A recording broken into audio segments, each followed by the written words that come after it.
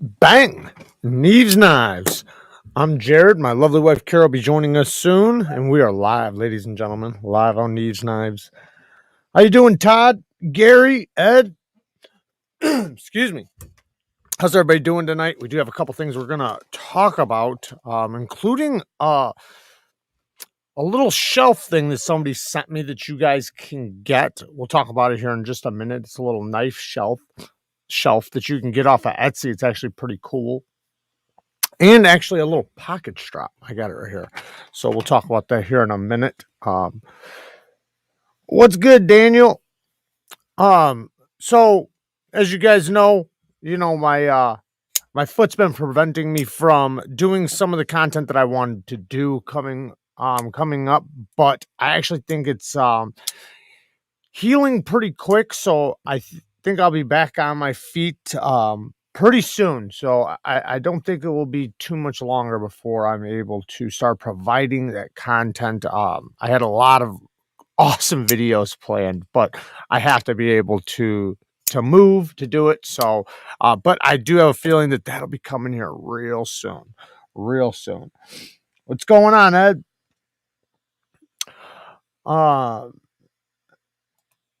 Evening, Todd. Evening. So I do have a couple things written down to talk about tonight. Not a lot. I wish I would have wrote down more, but we can also just kind of shoot the shit as the night goes on. I did notice Shane Gables did a video earlier. If you guys want to go see it, it was about a ZT, but he talked about a subject that I actually want to talk about a little bit. We don't get too deep into it, but it's about zero tolerance. And zero tolerance, the past, I don't even know how long at this point, but it just kind of seems like they've just completely fell off the face of the earth. I watched a thing about them not that long ago, and I don't know how long the guy's been with the company, but he was like their new, I don't know, designer or something like that.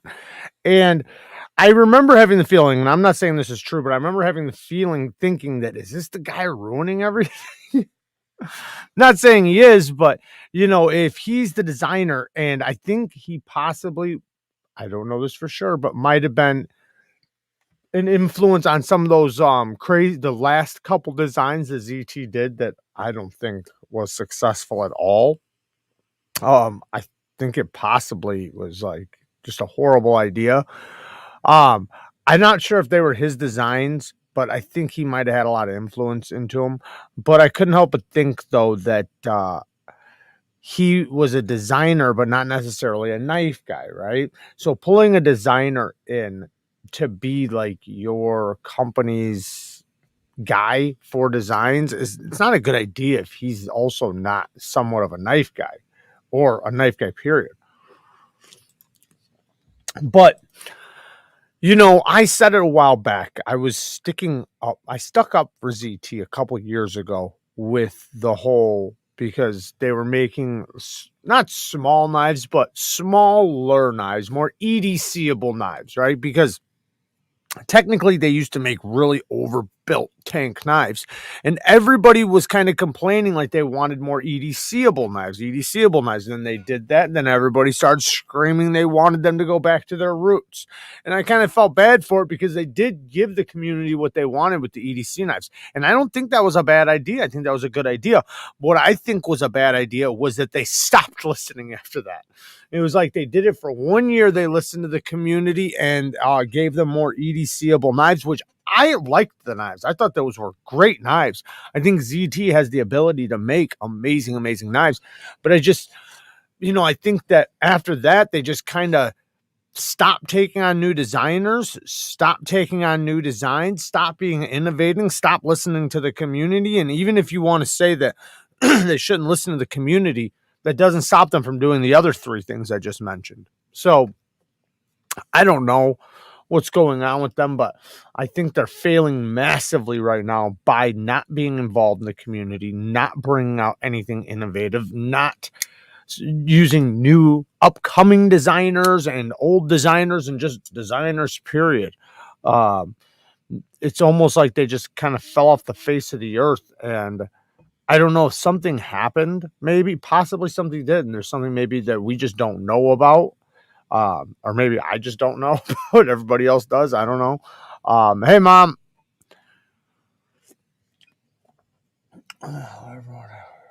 My foot's doing well, Mother. My foot's doing well. ZT has so much potential along with USA Kershaw. They do. They really do. They just seems like Kershaw's doing more than them, and Kershaw's not doing much. So they do have a lot of potential, though. Zero tolerance. But yeah, I think that they have, I want to say, the most potential because at this point, they have nothing to lose, right? They have nothing to lose. They have a big company, a big factory. They have a lot of abilities to do a lot. Like they have a lot of machinery and stuff like that. They just got to do it.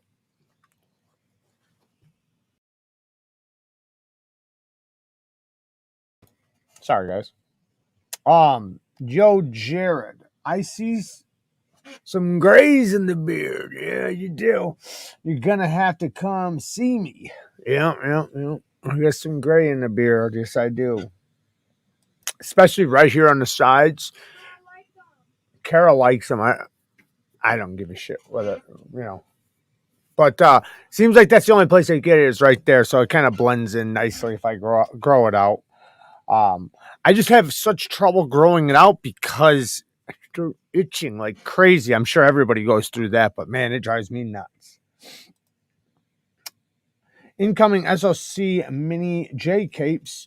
Got 3 on the way. Anyone else order them? Gonna be obscene. Nice, man. Good for you, man. Good for you.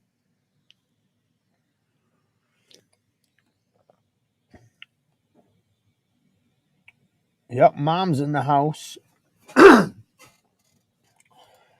I do miss the BBCT designs. I don't, I like them all. I thought they did good with the beefy ones. I think they did good with the EDC ones, but you got to continue. You got to continue progressing and moving forward, especially in the knife world, because the knife world is a thing that keeps evolving and keeps moving and keeps, it keeps the tide going. And if you stop, you'll get left behind. And I think they've just made such a huge print in this community that it'd be dumb for them to like back off the pedal, which they have, but I mean, like, if it was because they were going to come out swinging, that'd be awesome. But I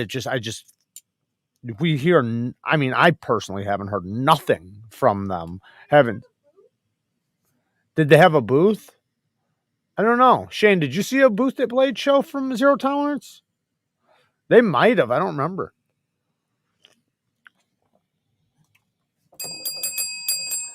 Mr. Dares with the 10 bones. Thank you, man. I appreciate the 10 bones. What's your opinion on assisted opening knives? ZT 0350.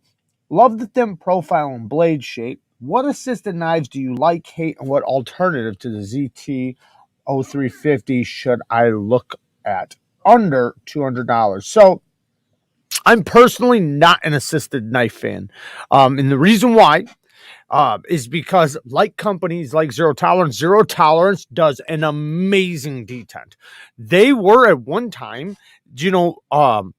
those of you that have been in the community for a long time will remember this, will remember knives that had incredible action were compared to Zero Tolerances, because Zero Tolerance was like the pinnacle. Like, if you had action like Zero Tolerance, non-assisted, like their 0450 and things like that, they had incredible flipping action. Their detents were on point. They were drop shutty, all that good stuff. And they were compared to by other companies. You were like you'd say, this has really good action. It's no ZT, but it's got really good action. I remember that was like a huge thing. But So there was no reason why they needed to make some of the knives assisted. Like, why? You know, and if you try to say, well, some people, right? Some people have difficulties flipping a knife. Not when it's done right. Like, there, like when you just have to break the detent and it snaps open, it's not like you have to add a wrist. It's not like you have to have finger strength. Like, you just have to break the detent and it flies. There's no difference. The only difference is the assisted one is harder to close. So I don't really like assisted knives. And this is another reason why. Now, I'm not saying all assisted knives, because there are some good assisted knives, but in many cases they do assisted because it helps them. They don't have to be as good, meaning they don't have to get their tolerances perfect. They don't have to get a detent perfect. They don't have to get their bearings right. They can be a little bit more not on point, right? They can be a little bit more finicky because the assist is going to take over. So you don't have to worry about everything, because in order for a knife, to deploy perfectly, and also close really nicely, like, you have to have everything lined up perfectly. And the lock bar strength, all of that stuff has to work in tune. So a non-assisted knife, a company went up and beyond to create that. They did extra, they did more. So you feel like you're getting more when it has good action. Now, an assist, they don't have to do all that. They can literally just not do certain things that would create a better action. They don't have to do them in those. So, but I think the Kershaw Leak is a great knife that's assisted. I wish it wasn't assisted. The Kershaw Knockout, that's another good one. The 350 is a good one. There is, I think it's the 0350 that you can de-assist and it works great. So I think it's the 0350. I could be wrong on that. What other one? The was it the Dividend is good? The Kershaw Dividend. But for the most part, I stay away from assisted knives at this point. I just would rather go for knives that are putting forth the effort to get good action. But there are some good ones, though. And if you're the type of person that really likes assisted action for whatever reason, then those would be the companies you want to mess with. Kershaw's, especially their USA line, and then the ZTs. I like my 0308, but it's too bulky for EDC and it's expensive to me, so it doesn't get much pocket time. Yeah, that's a beast of a knife. That's a really good one. I did like that knife a lot, but as you said, it's not the best EDC because it is a beast, but it's a good beast. That was one that was very impressive to me. I really liked that one, and that was like the last impressive thing I've seen them do.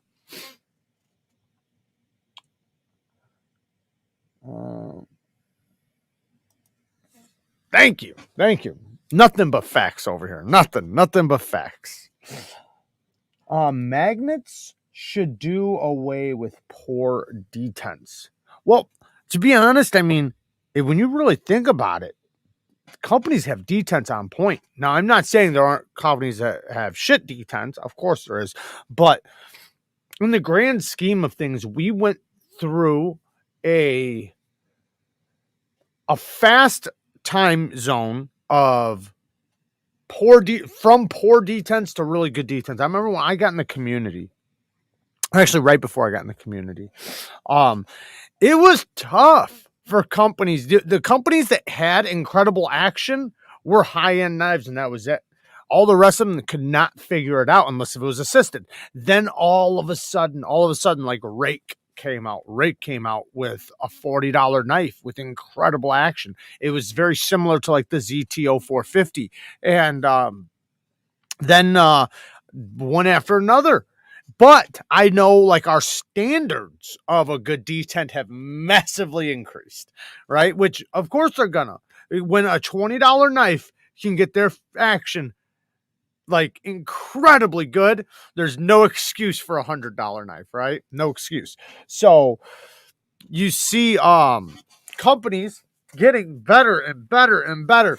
and better and better and better with their detents action, their bearing systems, and it's awesome. But yeah, I think some of them have the trouble with doing it across the board with all their models. I think that's just like a Q&A thing, but they can do it, you know. Yeah, it's like a halfway auto, right? What's up, Michelle? Anyone tried out that new concept Fenrir? I'm gonna have it here soon. I see there's going to be some really cool designs coming here pretty soon. Not only from them, but CMB's got some more designs coming. There's all the companies, you know how they go. They continue pushing along, unlike ZT. It seems like they just, man, it's like they're like, at this point, it's like they're almost ancient because they haven't put out anything in so long. Hey, Mike Emler! Thank you for the 5 bones. ZT is garbage these days, and you are unpretty. Well, thank you, sir. Setting up for the live and listening. So don't forget, Mike Emler goes live right after we shut down. Jeremiah with the 5 bones. Thank you, brother. Hi, Jared. Hope the foot's doing good, and I can't wait until my B-day tomorrow. Oh, happy birthday. I got me an 80 20.5 TIEGE Shark's Foot coming, and pre-order 2 Nimbles coming also. Nice. Congratulations and happy birthday, man. Thank you for the 5 bones. I should have been giving you 5 bones. But yeah, awesome score. Awesome score. Yeah, you know, it's nice treating yourself, you know, especially on a good occasion. I know I got a couple things coming too. Yeah, but something that I've had coming for a while. There was some problems with it, but I think I got it all straightened out. I missed your super chat, Gary. Oh, I'm sorry, Gary. It must have took a second to pop up. The chat jumps, so sometimes it jumps and then it probably passed it up. I'm sorry, brother. Thank you for the 5 bones, though, Gary. I purchased some Gen D nanocloth straps and try with gunny juice. Do you have any options with nanocloth straps? Hope you're feeling better. I don't have any of the nanocloth stuff. I am trying to get some, so I do not have any of the nanocloth. So I really can't speak on it, but I know me personally with the gunny juice, I noticed the more absorbent the leather is, the less good it is. Not saying it's bad on absorbent leathers. I'm not saying that at all. You just have to use more. It's harder to spread, but it works just fine. It's just more difficult to spread. The stuff that is less porous, so the more denser leather, that stuff, it spreads on really nice and even. And speaking of straps, sorry guys, let's pull up this pocket strap and then we'll pull up the shelf thing. Also, Gary, thank you for the 5 bones again. But I think as long as you got that gunny juice, man, you're already like that stuff is so good. You're good to go, because I'm guessing that because I've heard the nanocloth stuff, it works really good on, so I have no doubt it's not going to work great for you. So I did link this down in the description. Somebody, the same person that makes me parts for the work sharp and things like that, he 3D prints stuff. He made this pocket strap. So it has a little lanyard loop or a little nail hook or whatever. It's got a little door puller, and it's just a little pocket strap. I have some gunny juice on it right now. It has a nice, good, thick piece of leather on it, good quality leather. And it is the dent stuff. It's the stuff that's non-porous, so it's going to be good for gunny juice. And what you can do is you can go like this and just use it like that, or you can like kind of just flip it like that and then just push up on the bottom a little bit, and you can strap away. So it's a nice little pocket strap for at work, or you know, throughout the day you got something, maybe something thrown your rucksack or your car or whatever, you know, your backpack. But nice little 3D printed plastic box. Nice and slim. And I'm not sure. I think there's a magnet at the end too. Yeah, there's like a magnet at the end here holding it in. It's not just going to pop out. You actually have to pull it out. Yeah, it's like a magnet. So that's pretty cool. I do wish it was a tiny bit longer, but then again, it wouldn't be a pocket strap. So I guess I don't. So maybe I'd probably be saying the opposite if it was a little longer. So let's check out the shelf thing. Okay, passed up all these. Let me make sure I didn't pass up anything. All right. I wanted a friend's guidance on my daughter's birthday. She will turn a year old in November. Huh? I wanted a friend's guidance. Okay. I'm not sure I understand. I broke out my CJRB Aria. Had not carried it for a while, but what a great knife. That's what I always think about when I break out the little Gladiator too. I always think the same exact thing. Like every time, like when I don't take it out for a while and I pop it, I'm like, damn, what a good little knife. It's just such a little snappy little guy, but I have so many of them. Even this little guy. I got 4V ones, M3 ones, all different kinds. Another good one, which actually is going to be in a video soon, is the Dialorme. This thing is so awesome, man. I love this little guy. This top flipper, the way that flipper goes, it's so easy to use. You can use it like a regular flipper, or you can front flip it. But it works like lighting a lighter. That's exactly what it's like. So let's check this little shelf out.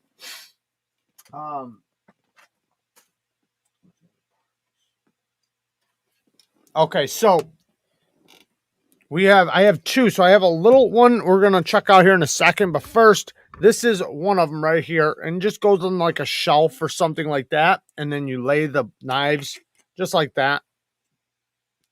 And you can, 1, 2, 3, 4.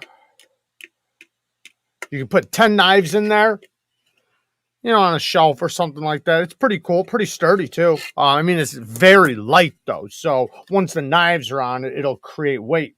Now I have this other little guy that comes like that. Now watch how this material goes. Watch when I bend it. It's bendable.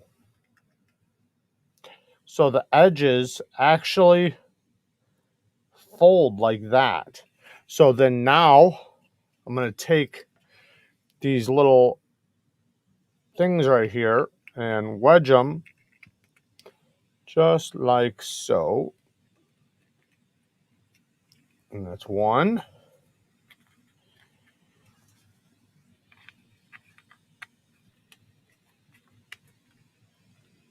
Dos. All right. And bang. So now you have another one. This one would be on for like a table. So you just lay it on a table like that and just lay the knives in there like that. So then you don't have to worry about anything falling or anything like that. So you just set it right on your table. Like I just set it down and just let it sit there. And it's something cool that can display some knives. You can put it in a cabinet, put it on a table, something like that.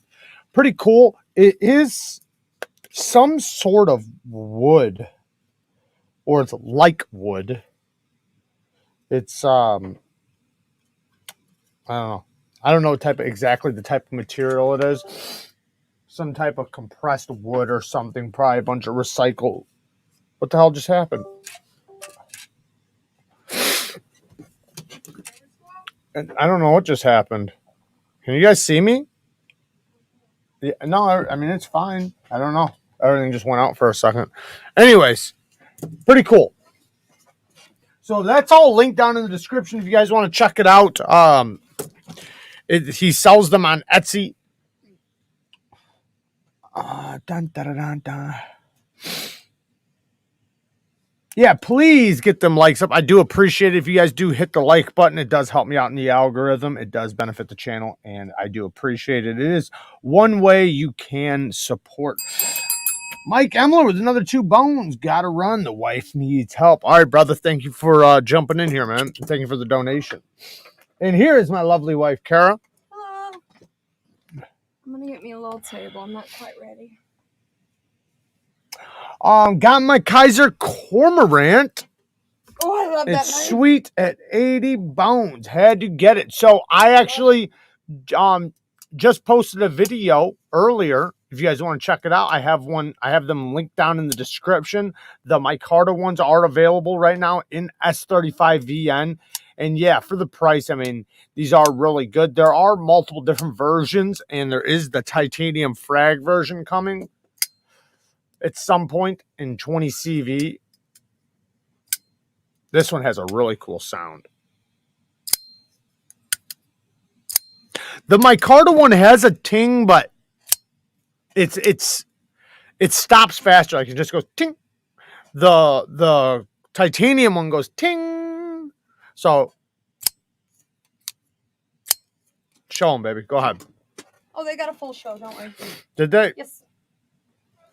So I believe that the merch store, I believe I linked it down in the description. Should be if you use the link from the most recent video. You wanted me to go charge your phone? I did it from the last live. You said you never do that, I thought. Remember? No, because that's where I thought you put it, remember? But that's what you said. That's what you did. So that's why I did it. Otherwise, no, I do it from the last video.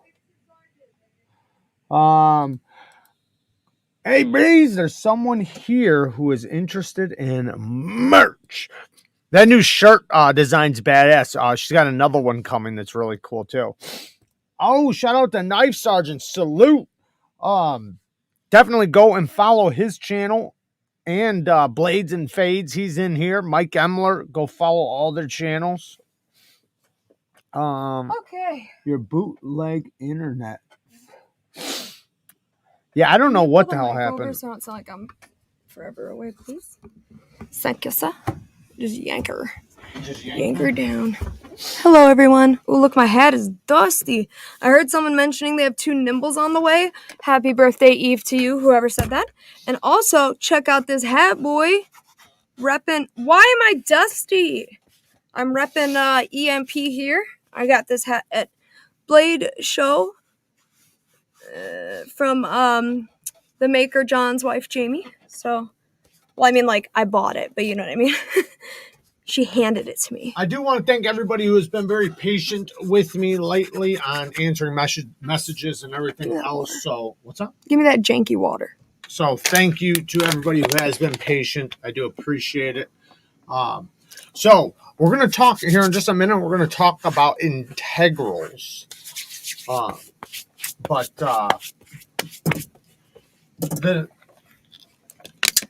the new Megaron Gladiator, I will say that out of all the recent Megaron knives, this one's probably been one of my favorites. I'll say this: the one that had the inlays that were coming up. Do I have it sitting here?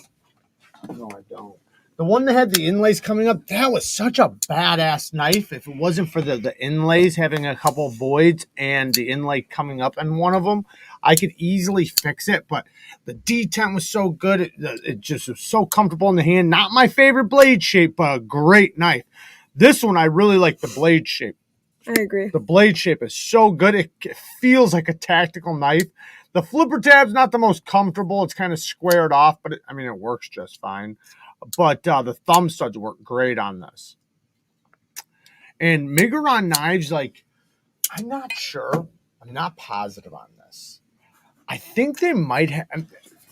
I don't want to say why I think this, but I think there might be some correlation with CMB. I'm not positive. And I could be 100% wrong, but I think there might be a little bit of correlation between the two. Now, I'm not saying that it's the same people, but maybe they use the same. Maybe they make this. Maybe they use the same factory or something. Check it out.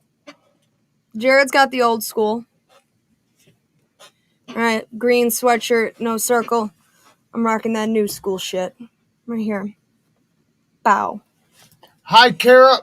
Hi. The pigtails. Thank you. I'm the one getting the. Oh, happy birthday, Eve, Jeremiah. I really like birthday Eves for some reason. I just like to say it. Jared knows I'll be more likely to celebrate his birthday eve than his actual birthday. No, I'm just kidding.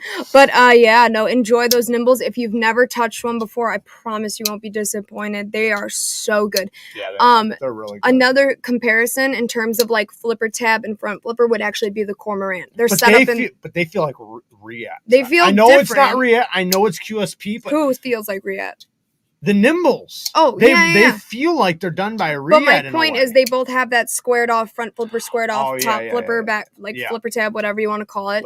Different feeling action. But both good. That's the one thing with the nimbles. Like QSP is flexing with those knives. Like they are. Every single one I've felt has been done extremely, extremely well. The tolerances, the fit, the finish, the action, the everything. One was a little bit, so I can't say all. One, which was a complete prototype. It was one of the first prototypes, so it really doesn't count. It was a little bit rough on the closing, but that doesn't matter. Every, finished one, production version has just been like, they just knocked it out of the park. Now, integrals. Now, I actually got this idea from Todd earlier.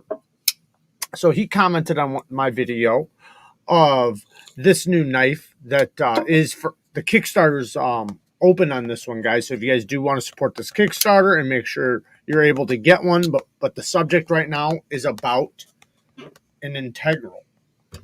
After we hit this 10 bones from Antimatter. Hi, Jared and Kara. I have a Chavez 229 Tonto and M390. I bought it because of the skull clip. I think everyone does. No, people hate it.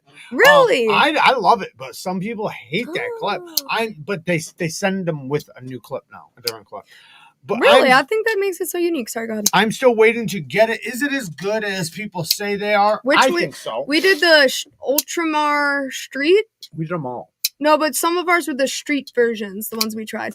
By the way, guys, look at these freaking nails. We did them all, though. They're sparkly. So, yes, the Chavez has done extremely well. I mean, it's by React. But what do you think? That's what he was asking. Are they as good as people say they are? I'm saying it. I know. Oh, I thought you were speaking in generality. No, sorry. I said I think they did an incredible job with it. I think the detent is really good. I think the thumb studs work extremely well. They do have a strong detent. Well, I felt some with so in the beginning, I'm not sure if they were making the detents a little too strong, but I think they worked that out. But because we had one that was bomb. The detent, it was like a guillotine. Yeah, but they messed with it, right? Adjusted. Yeah, that's why I'm saying that it was adjusted because the detent was entirely way too strong at first. But it's a knife that when a detent comes a little too strong, just remember it'll just break in. So over time, your thumb will get stronger and the knife will break in. But yes, it's an incredible knife. You will be happy with it. It feels premium. Stasa 23's in the house. Woo! But I love the knife. I don't know what we're talking about, but shout out to Stasa 23. Definitely go and follow his channel as well. Now, integrals. So, to some people... Science the God Killer, you are right about that, but I can still do my thumb. I know some people don't care about having an integral. So an integral just means the handle is made out of one solid piece. They don't use two scales and screw them together. Now, what are the benefits to an integral? Why would somebody want an integral? Because of it being more difficult to make. What are the benefits of it? Cost more because it's more difficult to make. Why would it even matter? Like, what are the benefits? So some of the benefits that I notice and that are so you don't have any body screws. So you don't have any screws that can possibly unscrew, putting pressure down on the handle, making it possibly come off of centering or come loose. So you only have the pivot. So the only thing that can go wrong on it is the pivot. So it's much easier to keep. It's much stronger, much more durable. If you are doing harder stuff on the knife, not saying you will be, but if you were, the only place for any stress is the pivot. So there's less likely for any play. So it's the tolerances are so much tighter. And also, personally for me, I kind of appreciate the machinery and things like that. So that's just, you know, my opinion. And I find them easy to work on. Some people say they're a little tougher to work on. I don't know how they could be. And like, I know some people say you can just take off the scale and then you can just see everything, right? Well, with an integral, you just take out the pivot and pull everything out. And then when you put everything back, you put it back in a sandwich, you know, just sandwich it all together and put it back in there. You might have to spread apart the scales a little bit, slightly, probably. but it's really easy to work on. And then you just run a Q-tip in there or a cloth or something. It's super easy to clean. Don't think, for me personally, I don't think that the price jump is worth like what I'm getting out of the price jump. Now, if I really just want one because I want one and I appreciate how it was made and all that, then okay. But I do think that the price jumps are pretty intense. I'm not saying they're not warranted for the labor. I'm just saying from what they gain on my end as the consumer, like what in reality is it gaining me? A stronger scale? Yeah, I suppose so. But for what I'm using, like it's not. That's because somebody else takes care of your knives. What does that have to do with that? If you were the person taking care of your knives and you were sick I wouldn't want that because it would be like harder to deal with. If you were the one taking care of your knives, right? And every time when you're at work, you have to worry about screws coming loose, your scales coming off, your centering coming off, and you having to adjust them and losing screws, losing hardware, things like that. Like you've never had to worry about that, but I do. I've never had that stuff like because I worry about it. Because I worry about it.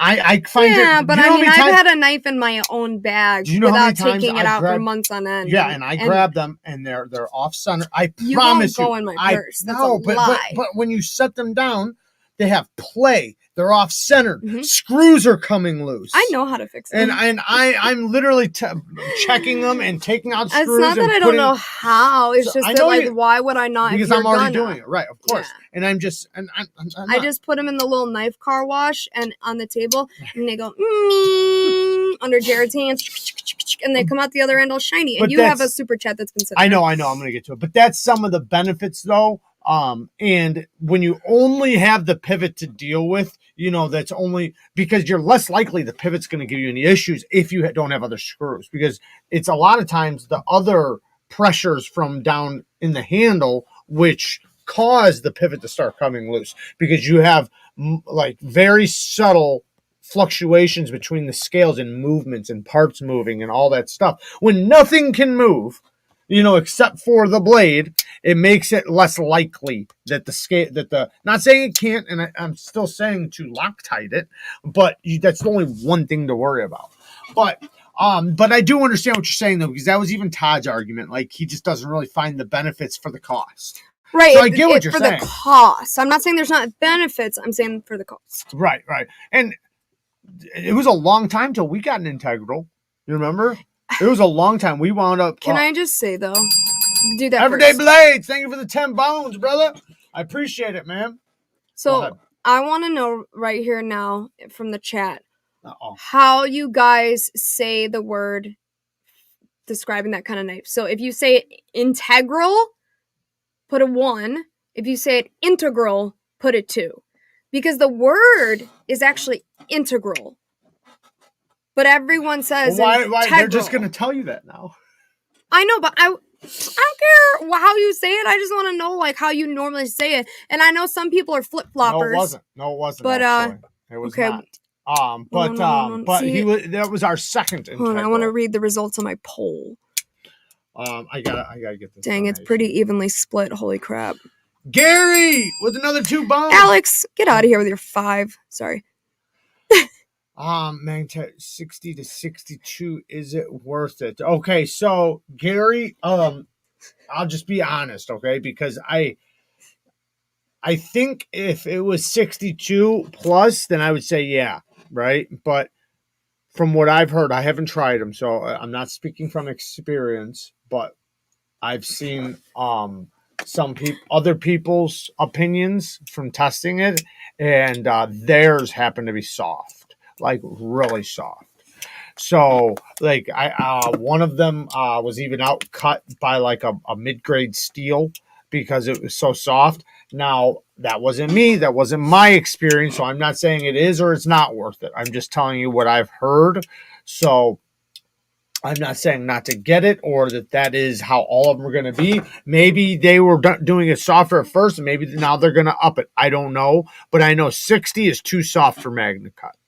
It's way too soft. I think 62.5 is like where you want to start. 62.5 to like 63.5. But I mean, if you can find a company saying 62 plus, that's a great thing, especially a production company. Yes, baby. Take a breath. I want to finish my thought here. I know you do. I had to get to that super chat. Integral. That bitch don't know what she's talking about. I'm reading the kinetic spelling. It's not about her. Yeah. You have to read the kinetic spelling on things. Do you know how to read kinetics? No. It's these right here. There's a way you read those. So they tell you, kinetic spelling tells you how to say the thing, so you don't ever have to hear it come out of a person's mouth. So it's integral. Well, because here's the thing. If you use the word integral in a regular sentence, not talking about knives, no one says integral. Like, it's integral to put this into our society. I say it both ways, so. Some people said that too. Yeah, I say it was both ways. very evenly split, and I feel like that's because depends on my mood. In the knife community, you hear reviewers say it all different ways, so then people who hear it say it all different ways, but technically speaking, we've learned a thing today. Shout out to KC. And you don't care. I do care. I don't ever want to hear you say integral again then. That probably won't happen. Because you don't care. Because you don't care about me. I do care.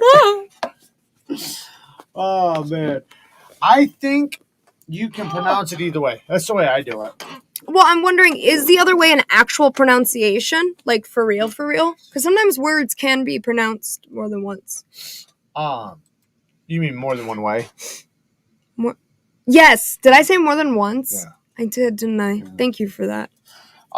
Jared speaks a kinetic language with his hands. Yes, he does. He speaks this language with his hands. How do you say car? Car. Call. Meet me at the car after I go to the bar. Meet me at the car. The car. The car. My name is Kara. So it's got the word car. Tomato. That was the dumbest statement I've ever made in my life. Even though my name's spelled with a K, it doesn't even make any sense. I think it depends where you live. Kerr. Meet me at the Kerr, Kara, I found the poll very interesting and informative. Jared is just... It's not that he's mean. It's just that it's not that he's mean. He just doesn't really stop talking. So, like, if I'm doing a poll and I'm reading, he finds that is an in to go back to talking about Magna Cut. What are you talking about? I was reading the super chat. Super chat. If I ever read a super chat when you were in the middle of talking about Magna Cut, I'd get slapped out of this chair. I was in the middle of doing it before you started doing the poll. You literally did the poll as I was reading it. Don't rewind and look, though. Man, if I could tape you all the time, I bet I would rewind and just, like, I just go with it. He's like, I didn't say that. I'm like, okay. It's not worth the fight. But if I had it recorded, oh, man. Do you want to keep going? No, see, I paused. Because I breathe. I love you. Fuck you up. No, you're not. It's your show. Go ahead. It's your show. Go ahead.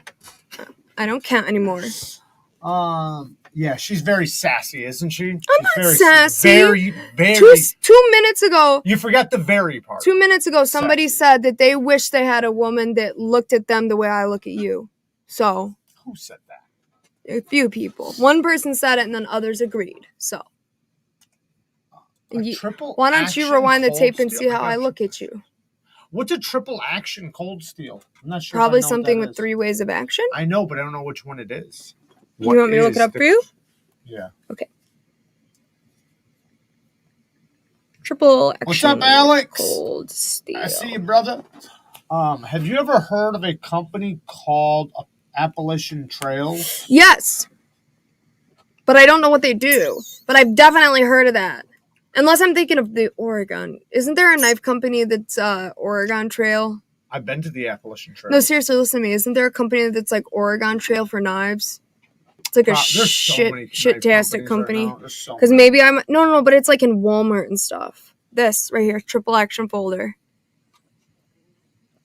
Is it like automatic? No, is that the cold steel? Yeah, it said it was. Cold steel. Oh, it must be a rare one. I've never seen it. Show them. My phone's screen needs to be wiped though.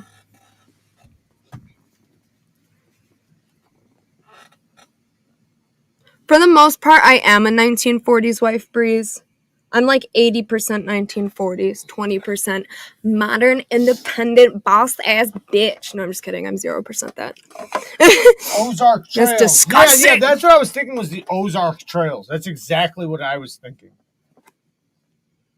That was a perfect zoom in while I was doing that sass. I know. You're going to love it when we rewatch this later. Kara, you're thinking of Ozark Trail knives. Oh, Ozark Trail. That's what that's what I was actually so thinking. I don't think I have heard of Appalachian Trail. I think I was confusing the two. Hello, brothers and sisters of the Blade. It's too late. I have to watch this tomorrow. Have a blast. Stay safe. All right, Kong. Thank you for joining us for at least a moment.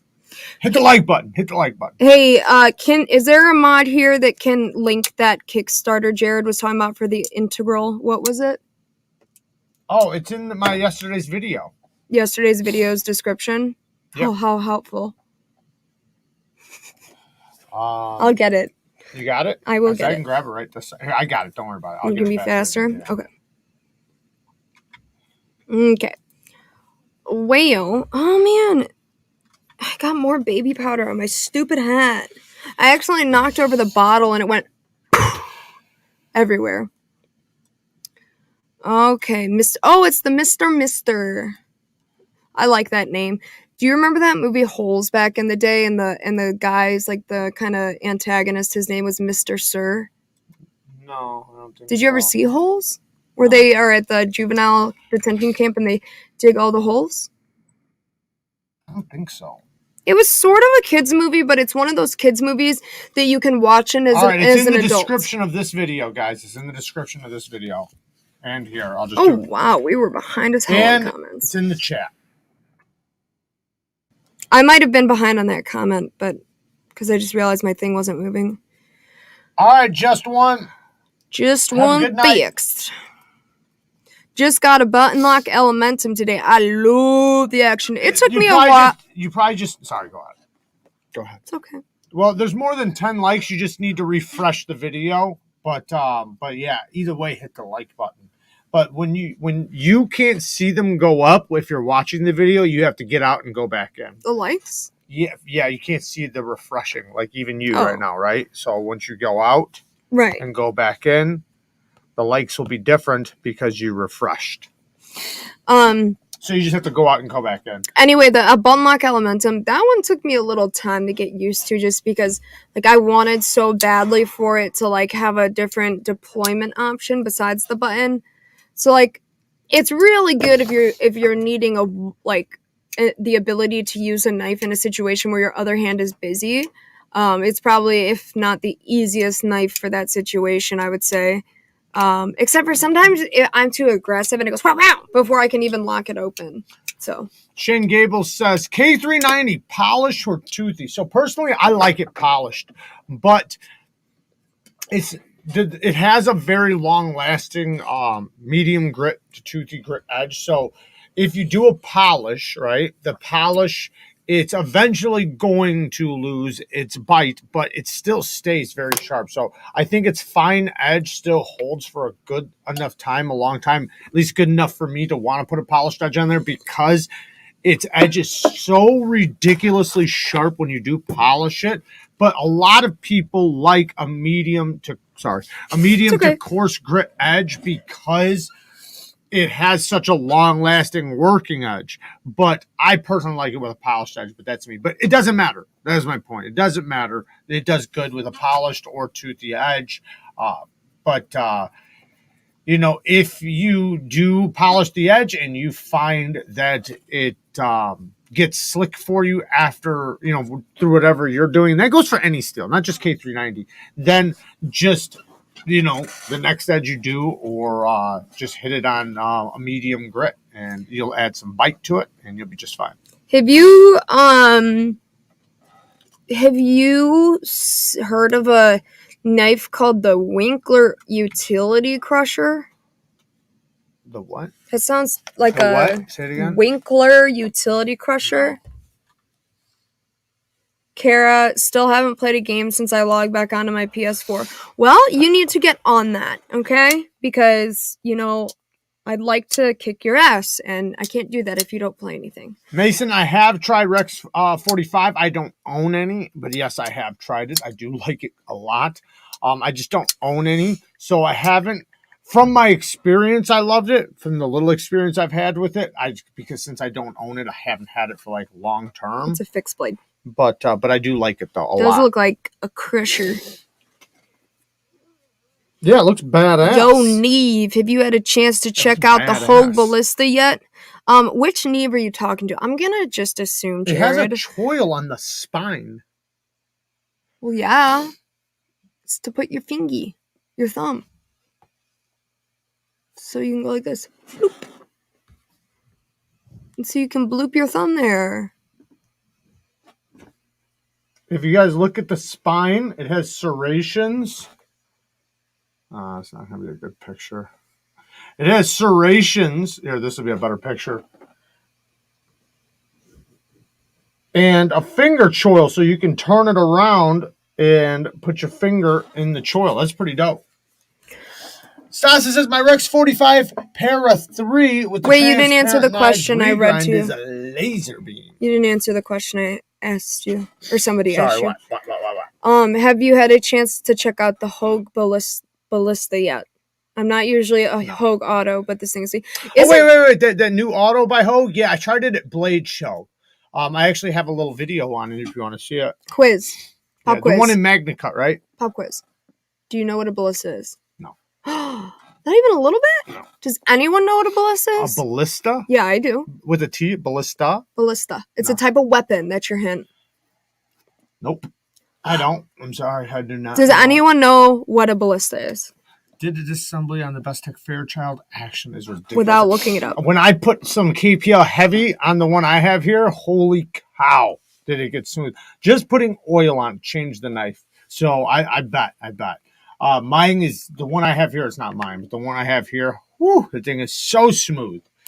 Completely, like, it's a straight guillotine. I actually have it right here. I'll pull it out. This is a badass knife. It's so big, though. And I did talk to the designer, guys.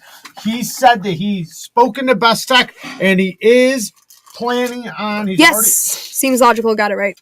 Of course he did. It's a gigantic crossbow. You assault castles with it. It's huge. Huge. Nice. It's like double. Yeah, I know what it is now. It doesn't just have one thing. It has like two of them. It's great. Nice.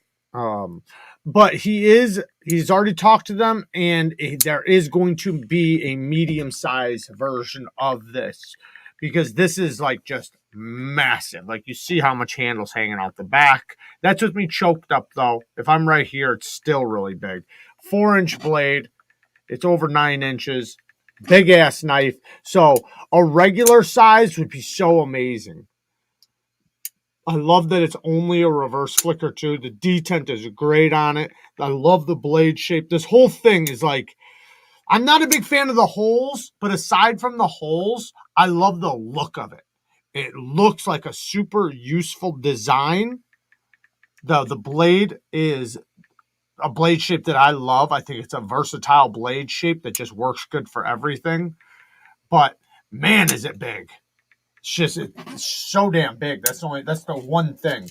So he said he's talking to Best Tech, and they are going to, or he's going to come out with a mid-size version. Because technically the Best Tech Nuke is his design. It's technically not a small version of it, but it basically is. Yeah, the Ballista shoots up spear-sized arrows. They're freaking crazy. That is the Best Tech Fairchild. The Best Tech Fairchild. I just did a video on it. You can literally just go back a couple days on my page, and you'll see first impressions on it. It's awesome. Kyle left you a message. Left me a message? Oh, on PlayStation? Or here? What are you reading? Kara, I'll definitely let you kick my ass. I don't have a lot of games. You will have to message me what options we have to hook up. Gotcha. Okay.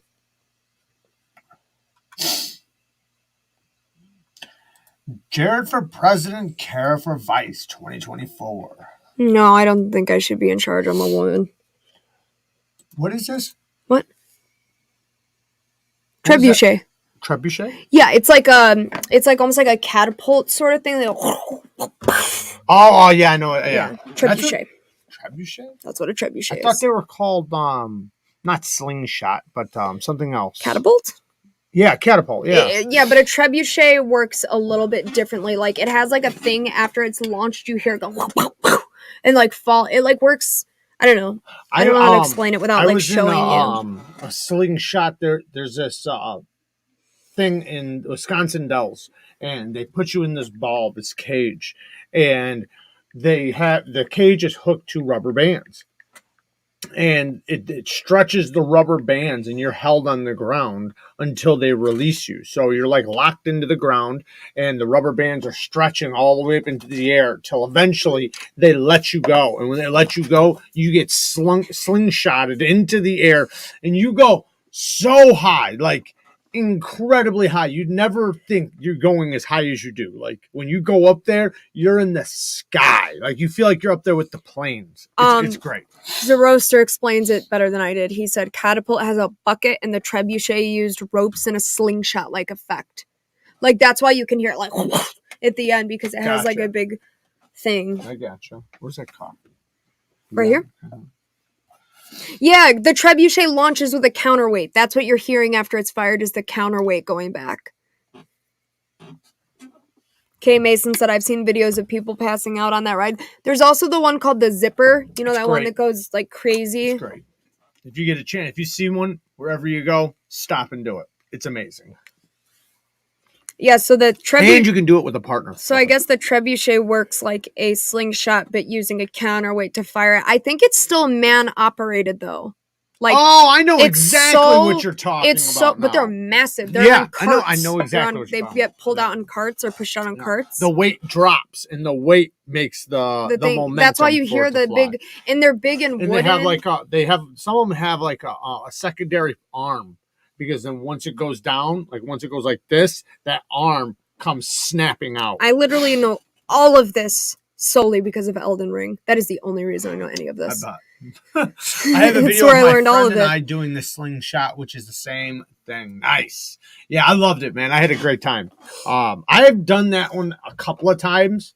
The one thing I will say is, like, if you want to feel the experience, a somewhat feeling of the experience of bungee jumping or sky coasting or anything, then that's a great way to walk your way into it, because the big difference is you're in a cage. So you feel somewhat protected, even though you're in a seat and everything else. So bungee jumping, you just have a rope tied to your ankle. So you're a free bird out there. So it is 10 times more scary and more, exciting, I guess.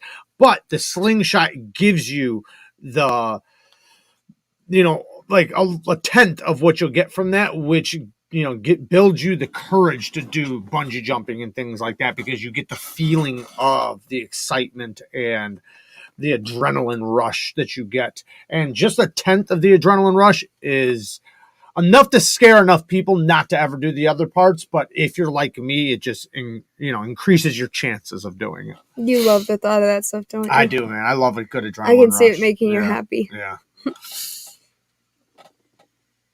Anyone ask for whiplash? I don't think there's a better feeling in the world than being happy because of someone else's happiness. It's kind of a unique feeling. You know what I mean by that? What's that? It's a very unique feeling to be made happy solely based off someone else's happiness. So like the presence of someone else's happiness making you happy is a unique feeling of happy. Yeah, I know what you mean. It's unmimic. You cannot mimic it. Yeah. Not even just their smile, because somebody might just have a smile that's kind of contagious, but I'm saying like the full happy, you know what I mean? Yeah. It's contagious. It's contagious. Yeah, but their happiness is contagious. Yeah, one. Yeah, you kind of get what I'm saying. I meant because you take away that. I meant because because you love them, so their happiness is like. All right. There is. I'm not going to take anything away from you. I love you. It just did. No, I thought you were talking about like I could find like some jolly guy like who like is dressed up like well, a clown. I think that's going to be like somewhat happy. of that. Obviously, if you love somebody, it's going to be different, but I think it still falls under the same type of thing, you know, where somebody else's happiness, you know, encourages you to smile and get happy because it is contagious. Obviously, if it's somebody you love, it's going to be far greater. That's what I was kind of talking about, though. It's like so I did understand. I meant the far greater part when you love somebody is what I meant. There is one on the Gold or your kids. Coast. That's a good example. Queensland, Australia, and it shoots you to the moon at 6+ G's.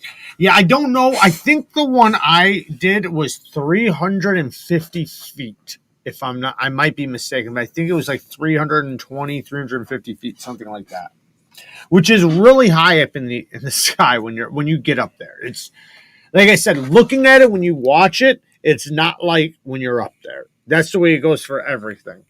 Any bungee jumping, sky coasting, whatever. When you get up there, it's far different. Knives Fest. Hello, first of all. Nice to see you in the live instead of through email. Also, this hat is from EMP. I don't know if they sell them somewhere. I bought it from Blade Show. They had some at their table. I'm not sure if they sell them though. That'd be cool. They're really nice hats too. Like they're the kind that do not have a hole, which does suck for ponytail reasons. But they have that nice band on the inside, so they sell different sizes. So they're like nice and fitted.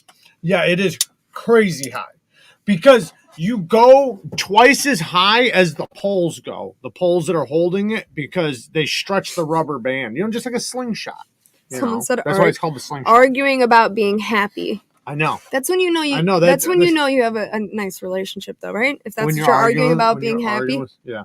If that's your argument, it'd be way worse if we were arguing who made each other mad, or something.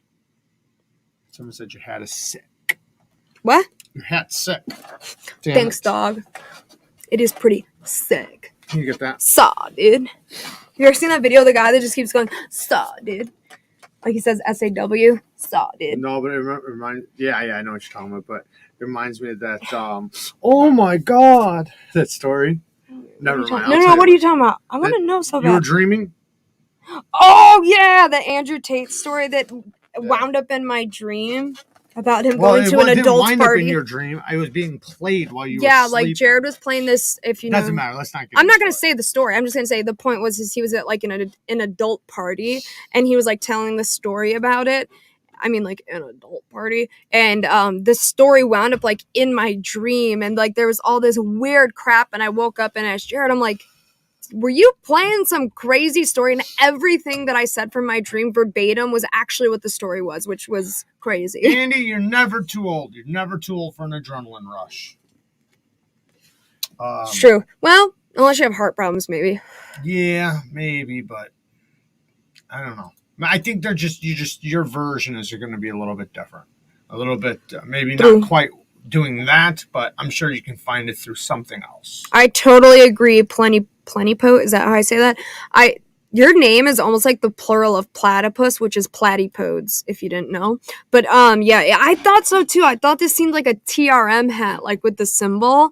I didn't actually know that this was specifically EMP's logo because I only see them like small on the knives. So what the hell was I about to talk about? Oh yeah, I wanted to talk a little bit about this Tanto. Sorry. This is the Tucson TS175, but this is a Tepe design. So if you guys don't know, Tepe does some great designs, and he has some through Tucson. True. Now, this is a button lock, so I'm not positive, but I think this might be Tepe's first button lock. Ding. Ian, with the 5 bones. Happy hump day, Jared and Kara. Hope the healing is going well. Thank you. Jared is healing well on a hump day. Yes, I am healing up very, very well. I'm trying not to rush it, but I'm a pretty fast healer, so I'm going to start pushing the limits here pretty soon, which I think will be okay. And yeah, it's healing up. There's just things that I wanted to do that I had to kind of put on the back burner for a week or two, but that's fine, and I'm going to come out swinging. He says it's fine, but it's bothering him. I can tell you want to get on your feet. Bad. The Tepe 175, 175, right? Yeah. Now, the one thing is it is in D2, but this is a big, broad blade. It is nice and thin behind the edge while also being robust. This whole thing is a That beast. is a thick knife. It's a big knife. Yeah, the handle is big, thick, robust. The stop pin is nice and big. Especially the butt of the handle. It's just so, like, beef-tastic. The lockup is nice and strong.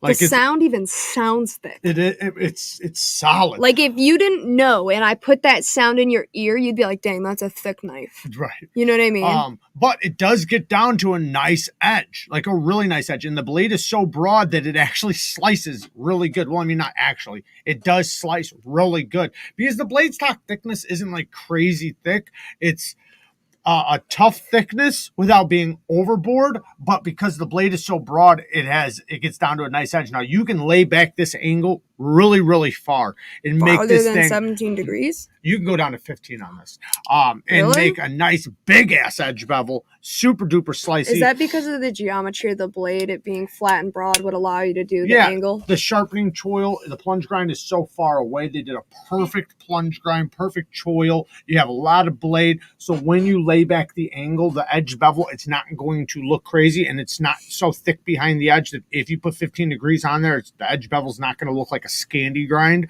So the edge bevel will match the knife perfectly with 15 degrees per side, plus it'll be super slicey and super sharp. D2 takes an incredible medium grit edge, so you don't want to, in my opinion, you don't want to go over like 800 to 1200 grit with D2, but if you keep it between 400 grit and 1000 grit, you'll be great. I personally like 600, between 600 and 800 grit on D2, and it gets super aggressive. That's what one thing about D2, man. And you know, I know we give D2 a lot of shit, but D2 is a good steel. It's a great steel. It's just some companies don't do it justice, but for the price and what we pay for it, it holds a really good edge if it's heat treated well. And Tucson does not do a horrible job with it. So this has really good action. The thumb studs are so easy to launch off of. The detent's not super strong. No, it's not. But because you have so much leverage, because the handle's so big, there's no detent. Well, it's a button lock, so no, it doesn't have a detent. But what acts as the detent, it flies when you... What is it, though? It's a spring pushing tension into a groove. So I would imagine that's harder to make stronger than an actual detent, because I notice you just got to increase the strength of the spring. But I notice on most button locks that it's not as like snappy Get your of face a. out. Sorry, well, it's not as snappy of a deployment as things with actual. So that's what acts as the detent is. There's a spring in here pushing this plunge into that groove right there, and then it also is the lockup. You see how it pushes out? But it works well. Like I said, it's not a super strong acting detent, but because you have so much leverage into that thumb stud, it kicks when you deploy it. And the handle is really big, so if you have big hands, this will probably fit you really good. That's your boy right there. It's a little bit too broad back here. I agree. But it sort of holds your hand in place. It feels like you're holding a fixed blade. Can I take a quick intermission really quick? Please. Alice is here from Alley Cord. So I just wanted to do this while you're here. So hello, first of all. And we are eventually going to throw these into a giveaway. Not tonight, but I just wanted to give you guys a little bit of a preview. She did send us some of this stuff to give away. So we have these awesome little keychains, which do fit through the lanyard hole of some knives, which is nice to be able to have a removable lanyard. And these keychains, I wouldn't put it on a titanium one if you don't want it to like hurt your knife or whatever, but the rest are fine. She made these really cool monkey fist, man, this freaking camera, I'm sorry guys. Thank you, baby. She made these monkey fist balls, which I've never been able to figure out, so good on you for that. We got some actual keychains, a nice thick twist, and we got the typical snake knot right here, which still will not focus. And then we've got the baby snake knots. There for longer than a half a second. I'm sorry. And then we got the baby snake knot, and then we got this guy right here, which I'm pretty sure I know how you made. I used to make lanyards like this out of plastic string when I was little. This also reminds me of a squid, which I like. But anyway, we will be throwing these in on a giveaway sometime soon, probably in a live, as well as to our Patreons, just as an add-on to like whatever else we're giving away. So get if you guys want to buy any in the meantime, though, check her out on Instagram. And thank you again for sending these to us. If you guys could support her, she has some extra inventory right now that she needs to get rid of. So that would be really, really great. Grab that Tucson right there. That's nope, the other direction, baby. Yep.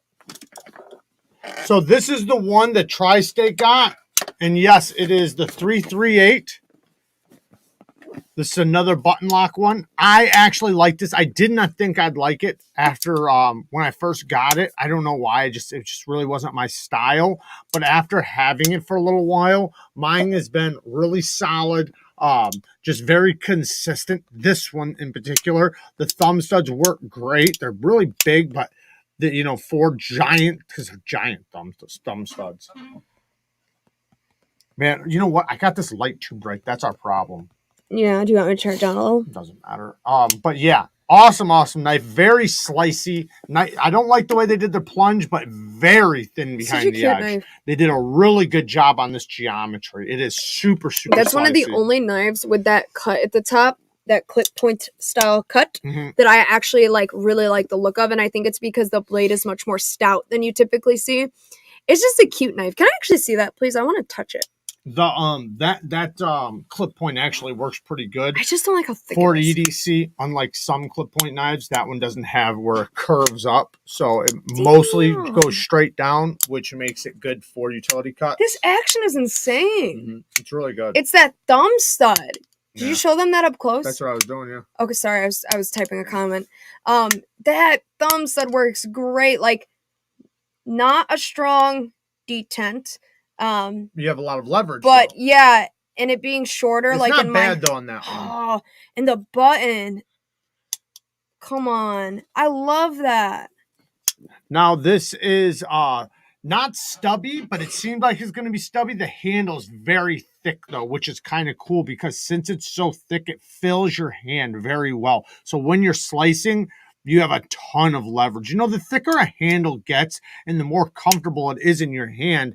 You could take a knife with, I guess, medium geometry where it's not super slicey, but it's not too thick, but it'll feel super slicey just because of the ergos you have, because it's very comfortable. Yeah. It'll cut better than a knife with amazing geometry that's super slim in the hand, if you guys know what I mean by that. Now, this is slicey.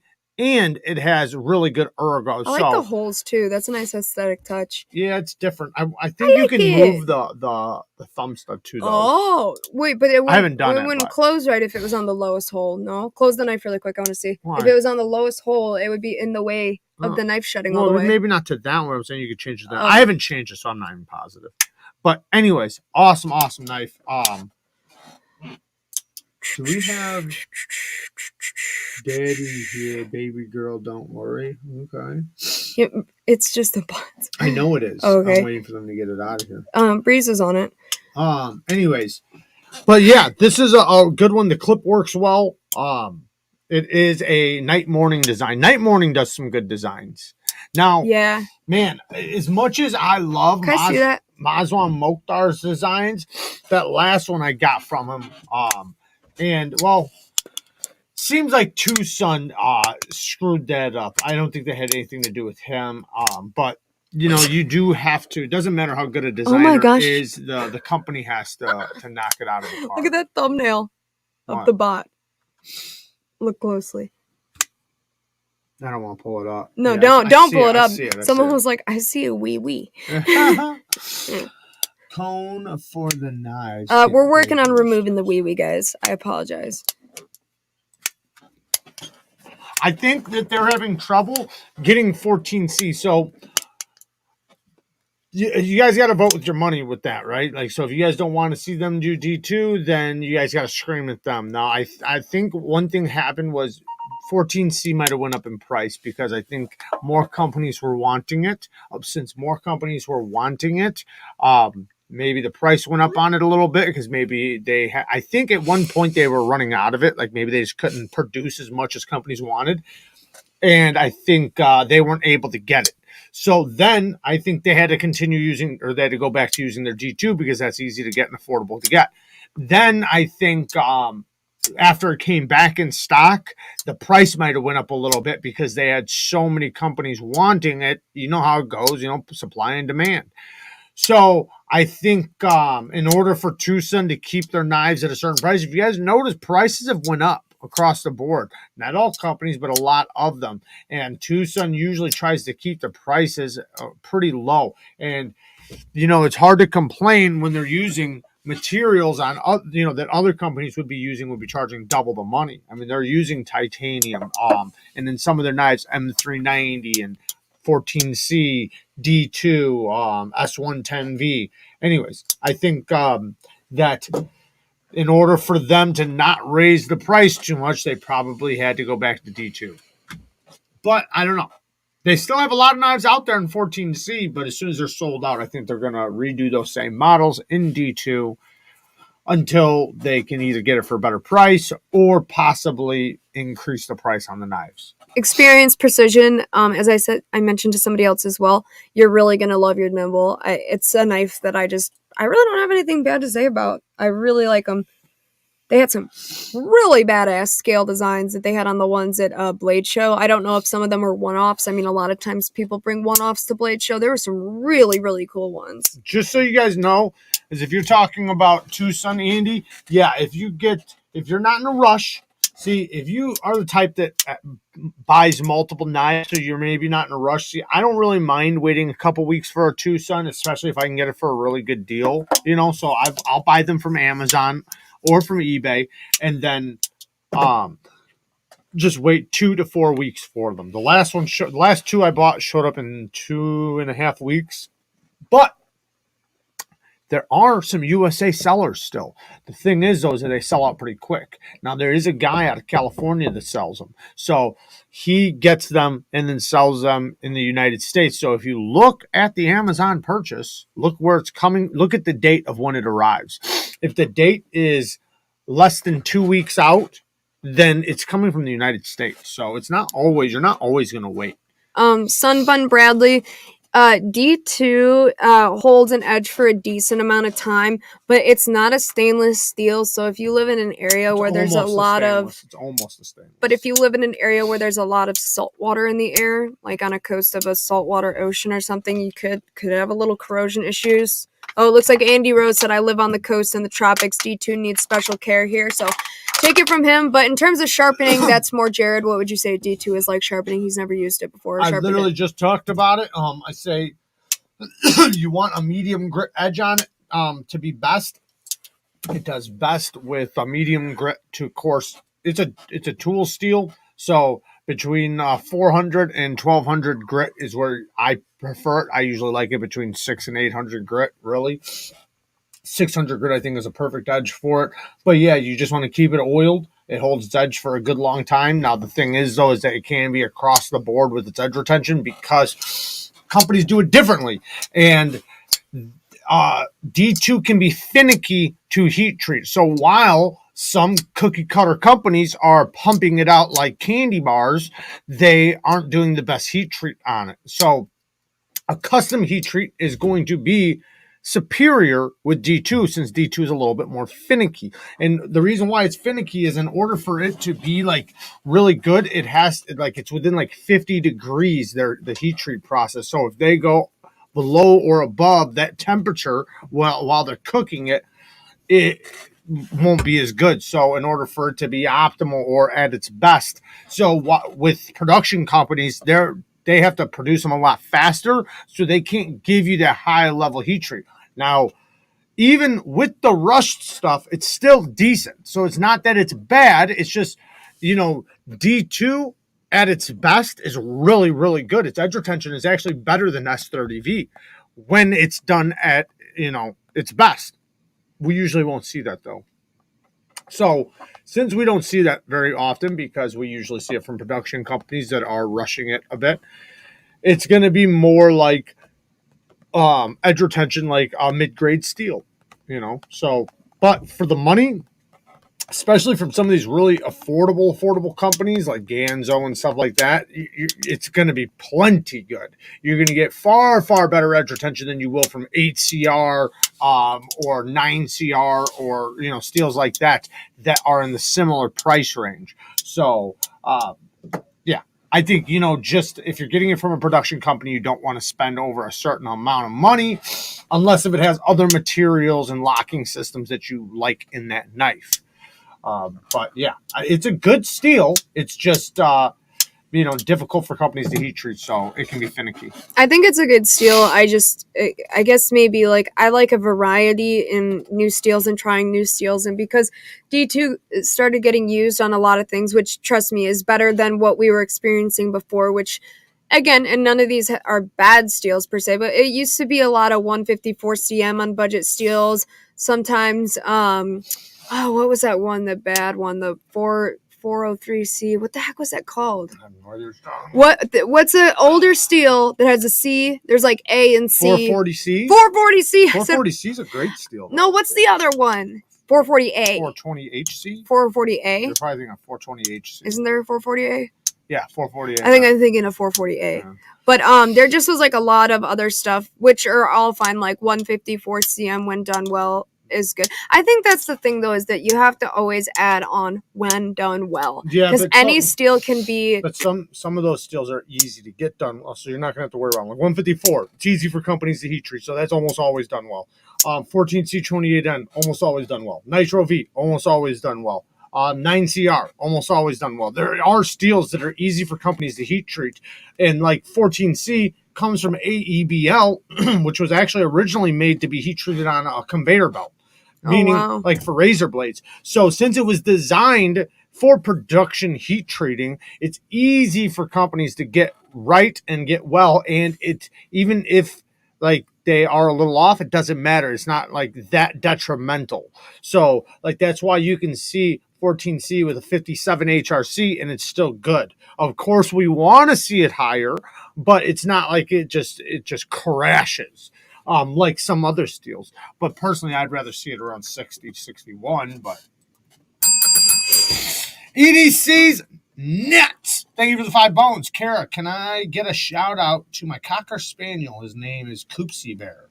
Also, Jared, what compound should I get for my new leather strap? Gunny juice. Go ahead. Hi, Koopsie Bear.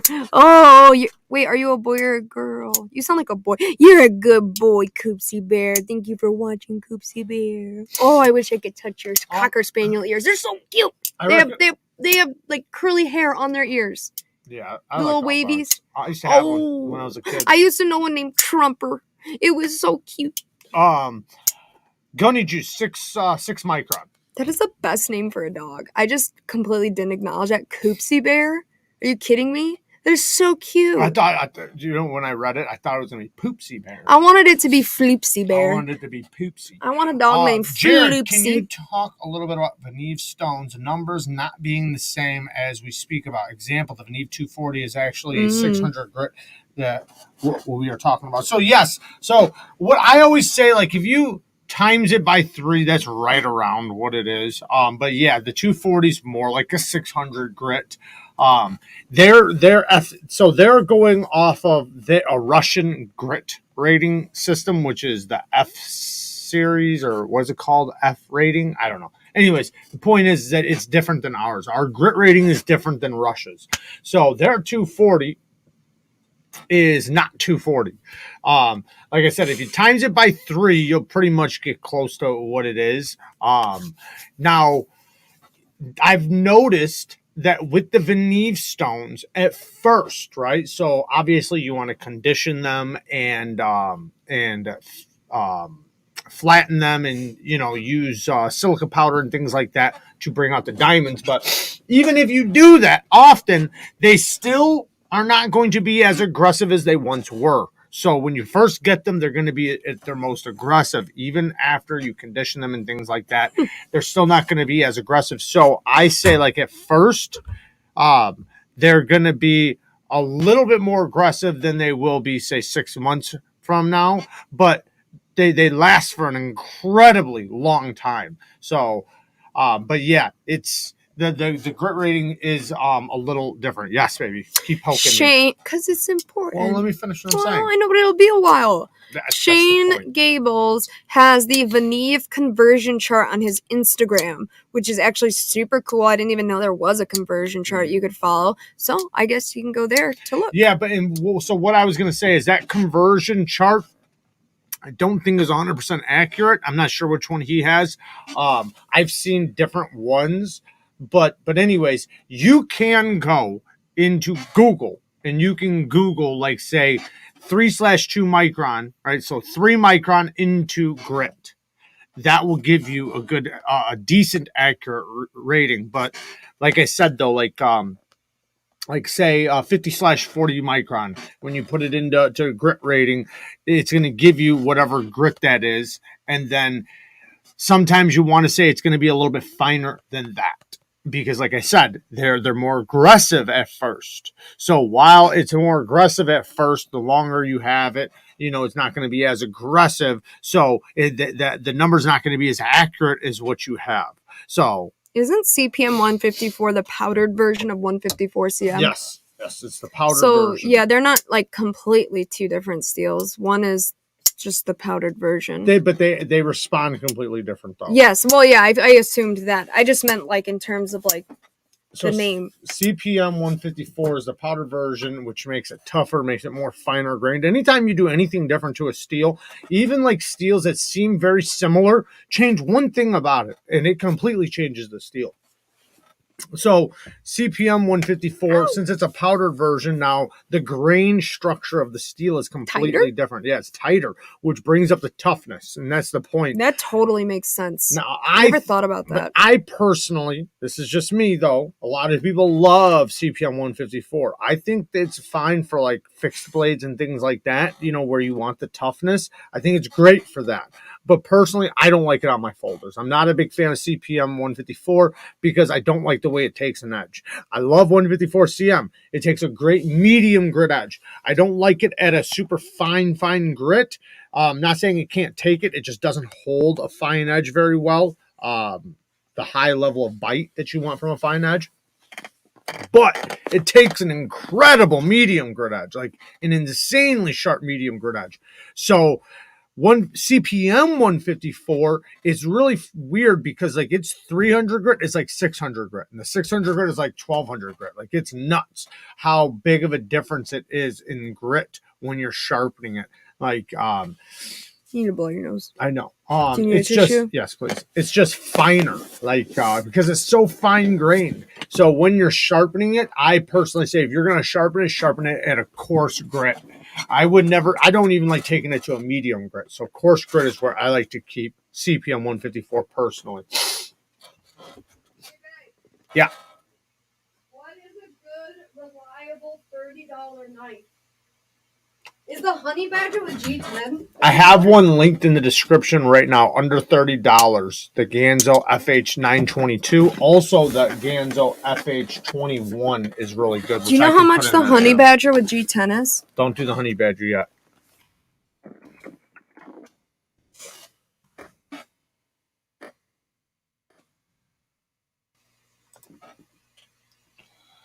I'm putting in the description right now 2 different GANZOs that are under $30. Both of these knives are incredible.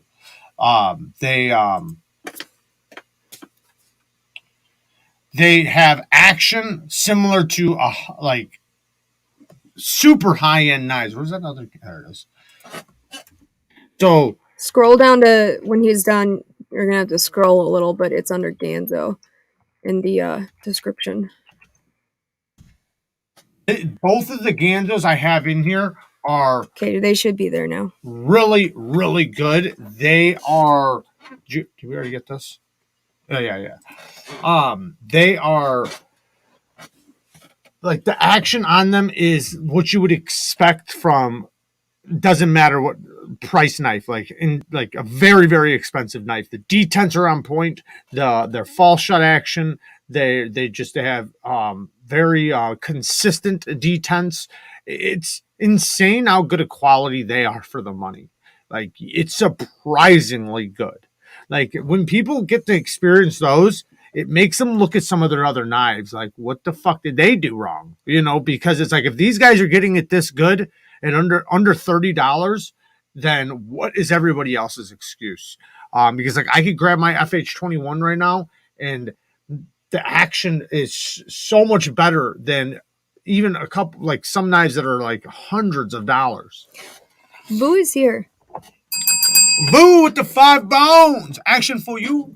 What's up, Jared and Kara? How's the foot, man? It's kicking. It's kicking. Which, to answer Jay Friedman's question, is why I believe you haven't done the Patreon thing yet, right? No, I have not. I have not. A lot of things that we've been talking about recently you can just expect that they haven't happened yet, just because I've been off of the foot. But no, I'm about to. Thank you, Boo. I'll be pulling the Patreon giveaway here very soon.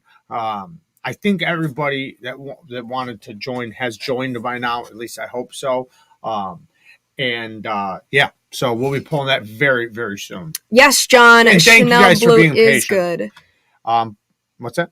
Bleu de Chanel. He said, is a good cologne. Yes, it's also the women's version is pretty fire. Yeah, we're actually going to do scent of the day right now. Let's just do it right now. So, actually, scent of the day, and we're going to talk about the Bleu Edition now right after this, but we're going to talk about the scent of the day. Is the Versace Eros. The Versace. The Versace oh, Eros. That's so cute. It is linked in the description. I'm peeking through my fingers. I don't know how much I recommend. Cue ball. Now, I did watch some people. I've watched girls love it, and I've been like, absolutely love it, and then I've seen some not so much like it. Right? Nobody hated it, but it's unique for sure. It's very unique. Now, it's the makeup of it, I think, is somewhat the problem. We'll get to you in just one moment, Gregor. Okay. So the makeup is, which this is a crazy amount of stuff. It's mint leaves, Italian lemon zest, whatever that means, green apple, tonka bean, amber, geranium flower, vanilla, cedar wood, vetiver, and oak moss. That's a lot of things that are very different. And you do smell. So what I smell is I smell a minty, lemony hint of powder. That's kind of what I smell. It almost has an incense smell to it. Here, smell it on my wrist. I put it on my wrist for you to smell. It does smell very lemony out of the bottle. Yeah, so this is a rare instance in which I like the way it smells out of the bottle better. Maybe if you put some fresh on. Yeah. Let me smell now. You really smell the mint and lemon. It's minty lemon. Yeah, you minty do. Lemon. Minty lemon with like a very subtle hint of a woodsy, powdery smell. I think that it's gonna really depend on your own individual scent mixed with it, I guess. Yes, because for sure. Maybe this just isn't like the best one It's for supposed to be a Clubber's fragrance, by the way. Really? Yes. Yeah. Okay, that makes sense, I guess, sort of. I rated it, I think, when I first smelled it at like a 6.5 out of 10 or something like that, which is not bad because if you consider 5 being average, then I'm still saying it's an above average scent. I'm just not saying it's like, whoa, that smells so good. I want to. You're not going to smell bad, but I just don't think it's a scent that like some people I think are going to love it. But it really does smell like zest. It's hit or miss. You know, like either you're going to love it or possibly hate it. You know, it's not going to be something that I think everybody's just going to like, right? Because there's scents that everybody likes and also loves. And then there's ones that some people love, but a lot of people don't. So I think that's going to be this.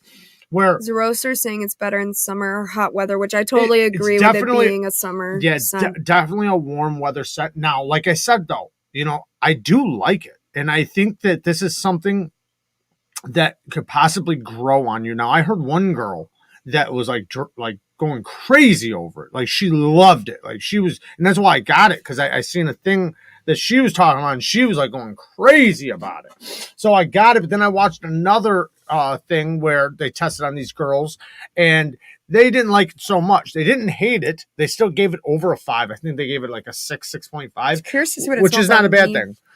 But I think one that would fit. Really quick before you move on, I want you to smell it on me. Like, pretend I'm a dude, though. Like, pretend it's for a I guy. don't smell dudes. No, I'm just saying pretend it's for a guy still. But, like, I'm just curious if my pheromones make it different. Because I think they do. A little bit. A little bit. I still smell it, though. But, yeah, a little It's very bit. light. It's light. On you, it is. On me, it's a little stronger. Could you put it on your clothes, Cue Ball? Would you still when be you put it allergic on if it's on your clothes? He said he's allergic. He wants to wear cologne, but he's allergic. I'm just wondering I wouldn't say you're allergic because there are these days there's natural of thousands of different kinds of colognes, all made out of different things. Yeah, these days it's pretty different than it used to be, where it's the same bases. There's a lot of like. So you're allergic to something in a cologne. So there's some that are made out of specific oils that are literally all oil based. There's so many different kinds. You just got to figure out what you're allergic to and don't get that kind. I don't know which Johnson we're talking to, but yes, we got a chance to try the new knife. Really quick, baby, before you move on, you want to hit this before it gets further away? Yeah. Let me get this. Thank you for that knife, by the way. I was offended. Thank you for the 5 bones, Greg. I want a ballistic knife. How do I get one? They're nearly impossible to get. I'm not sure either. I don't know how to get one. You gotta get lucky, I guess. Maybe you gotta know somebody, know somebody that knows somebody. You could have somebody make you one before you could probably find one. Maybe don't give that advice. Delete that part. Delete that part. Yeah. Okay, so Blue Edition Chanel is the one I would recommend far over the Versace EROS. Just because it's going to be far more universal. I think way more people will like it, even if like it's something that which I think most people love it, but it's at least going to be liked. It's a really good, fresh masculine scent that I've watched a lot. Almost every single girl, like the lowest number I've seen on this was 7.5, which is really good for girls. Boo said blue is That's MVP. Very good.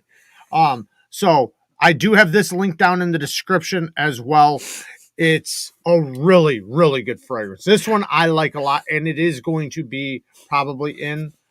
I like the way this stuff smells on me. I mean, I wouldn't wear it, but I'm saying if I were not female. It almost has an incense smell, that one, though. No, I just keep catching lemon. I smell minty lemon. You got a wild string there, pal. But no, this one's a really good, fresh, clean scent with also a little bit of almost a fruit. It definitely has a little bit of spice in it, but it's a really good men's fragrance that is also super popular because it's a good one and because a lot of girls like it. So I think it'd be liked by many. Question: are you doing a story tonight?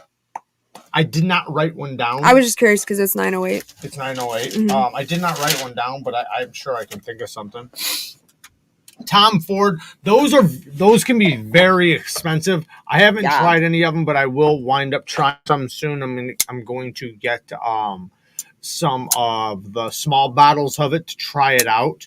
But I've heard some of the Tom Fords are really good. I think there's specific ones you want to get that are obviously going to be better. I do have one niche fragrance here. I thought about telling you guys because it's discontinued and you can get it still, but it's gonna be sold out here soon, and once it's sold out, it will not be remade. The guy that makes it is starting a whole new line, but it is some really good stuff, but I can't link it though. So story time. I gotta think of something. I didn't even get a lot written down for the whole channel, so let me think of something. Are you staying or for story? Yeah. No, I'll let you just tell your story. I don't want to just sit here. I have nothing, so I'm sure I can come up with something though. Give me some thoughts. Names. Some things. Construction. All right. Creed Aventus versus Chanel Platinum. I know. Creed Aventus is just so damn expensive. That's the problem with it. You can get like some of the knockoff fragrances, which I'm not saying get clones or anything, but there's a lot of fragrances that you can get that you will be way happier with, I think. I'm not saying it's bad. It is a very masculine smell. but I think for $340 for a cologne, it's just way too damn expensive. I was scared of that flower bomb one who just said that. Oh, John Powell. Yeah, I saw that flower bomb one. I was just scared of it because I don't like overly floral scents. I know it doesn't necessarily mean it is, but the title certainly, or the name certainly makes you think that. So I was scared of it because you know what Creed Aventus kind of reminds me of? A watered down version of what the hell is it called? Their Irish stuff smells very similar to it. Cool Water, yes. How the fuck did you know that? Because I love you. A watered down version of Cool Water. Now, Cool Water smells very similar to Creed Aventus Irish or whatever it is, but that's what it kind of reminds me of. A very watered down version of Cool Water. Which I'm not saying watered down version as in a bad way. I'm just saying like Cool Water can be a little bit too powerful to a lot of people. So, but it is a very masculine smell. I would recommend something else though, because it's just so damn expensive. You take it off. See you later, Michael. Story about Kara's dream. Sounds like it would be cool that she mentioned it earlier. Yeah, that's a bit of a weird one, though. I don't think I should tell that story because that's not my story. That's the problem. It wasn't even my dream. No, I literally dreamed someone else's story word for word. I was listening to somebody's story, and she just heard it in her dream. Yeah, like word for word. Like my dream didn't do anything special. That's very true, D-Bass. More men like Creed Aventus than women do. Some women love it. Some women don't. I think, but with this in the same breath, I think the thing about colognes is it depends on who's wearing it. Because I honestly think that you could take two different guys, right? Two different guys. And one can put on a cologne and go to a girl, and a girl say she hates it. A guy could put that exact same cologne on, walk up to that girl, and she'll fall in love. It depends on the guy. That's why I think it's good to get something that you like, something that does give you confidence, something that makes you feel good, something that's kind of your style, because, you know, you'll wear it better. But, you know, you also got to try to work on yourself in lots of other ways as well. And shout out to today's video sponsor. You like that? I linked it down in the description if you guys want to check it out from TIEGE HANLEY. Skincare for men. It makes uncomplicated skincare for men. I'm not going to go into it. You guys have probably seen the my little video on it. I do use it. I think it's great. He does. That's true. It is a great product. I thought it was funny. Somebody was like, "Oh, I hate when people like these." Everyone being like, "Oh yeah, I use this product." Like they were trying to say like that you don't use it. First of all, he like I'm not defending, but I'm saying like he used it before we reached out to them, months before, and we reached out to them, not the other way around. However, let's say that didn't happen. Who the hell would get free items from a sponsor if that's the way it was working and not use it? I'm saying if it was the other way around and the sponsor reached out to you and was like, "Here's our stuff, try it, sponsor it." Who wouldn't use the stuff? Oh, to try it, you mean? Yeah. Yeah. And say if it's good or not. So, but I used it for months before we ever reached out to them or anything like that. But it's definitely a good product. Do you think sometime we could get a video of you explaining in detail how to use the recurve sharpening attachment on the Work Sharp Precision Adjust? That sounds like a good it's gonna be just like you used the stone. Everything's gonna be the same. The only difference is the recurve one. It's going to take sandpaper or some type of abrasive paper, right? Like the 3M abrasive paper. And it's gonna go around the stone, you know, because it's paper, so it wraps around it. So you're just using it's kind of like a rod. You're just using that instead of a flat stone. So it's the exact same. Anything I would say with a flat stone, it's going to be the exact same way. The only difference is it's a round stone. Chris, no, I'm not. I was already on for a while today, so I'm probably just going to chill. Does anyone have Tactile Rockwall Flipper and CTSX HP that they would want to sell? Just found out Tactile is not making the flipper version anymore. I do not. I don't know anyone that is selling one either. Do you have any stories about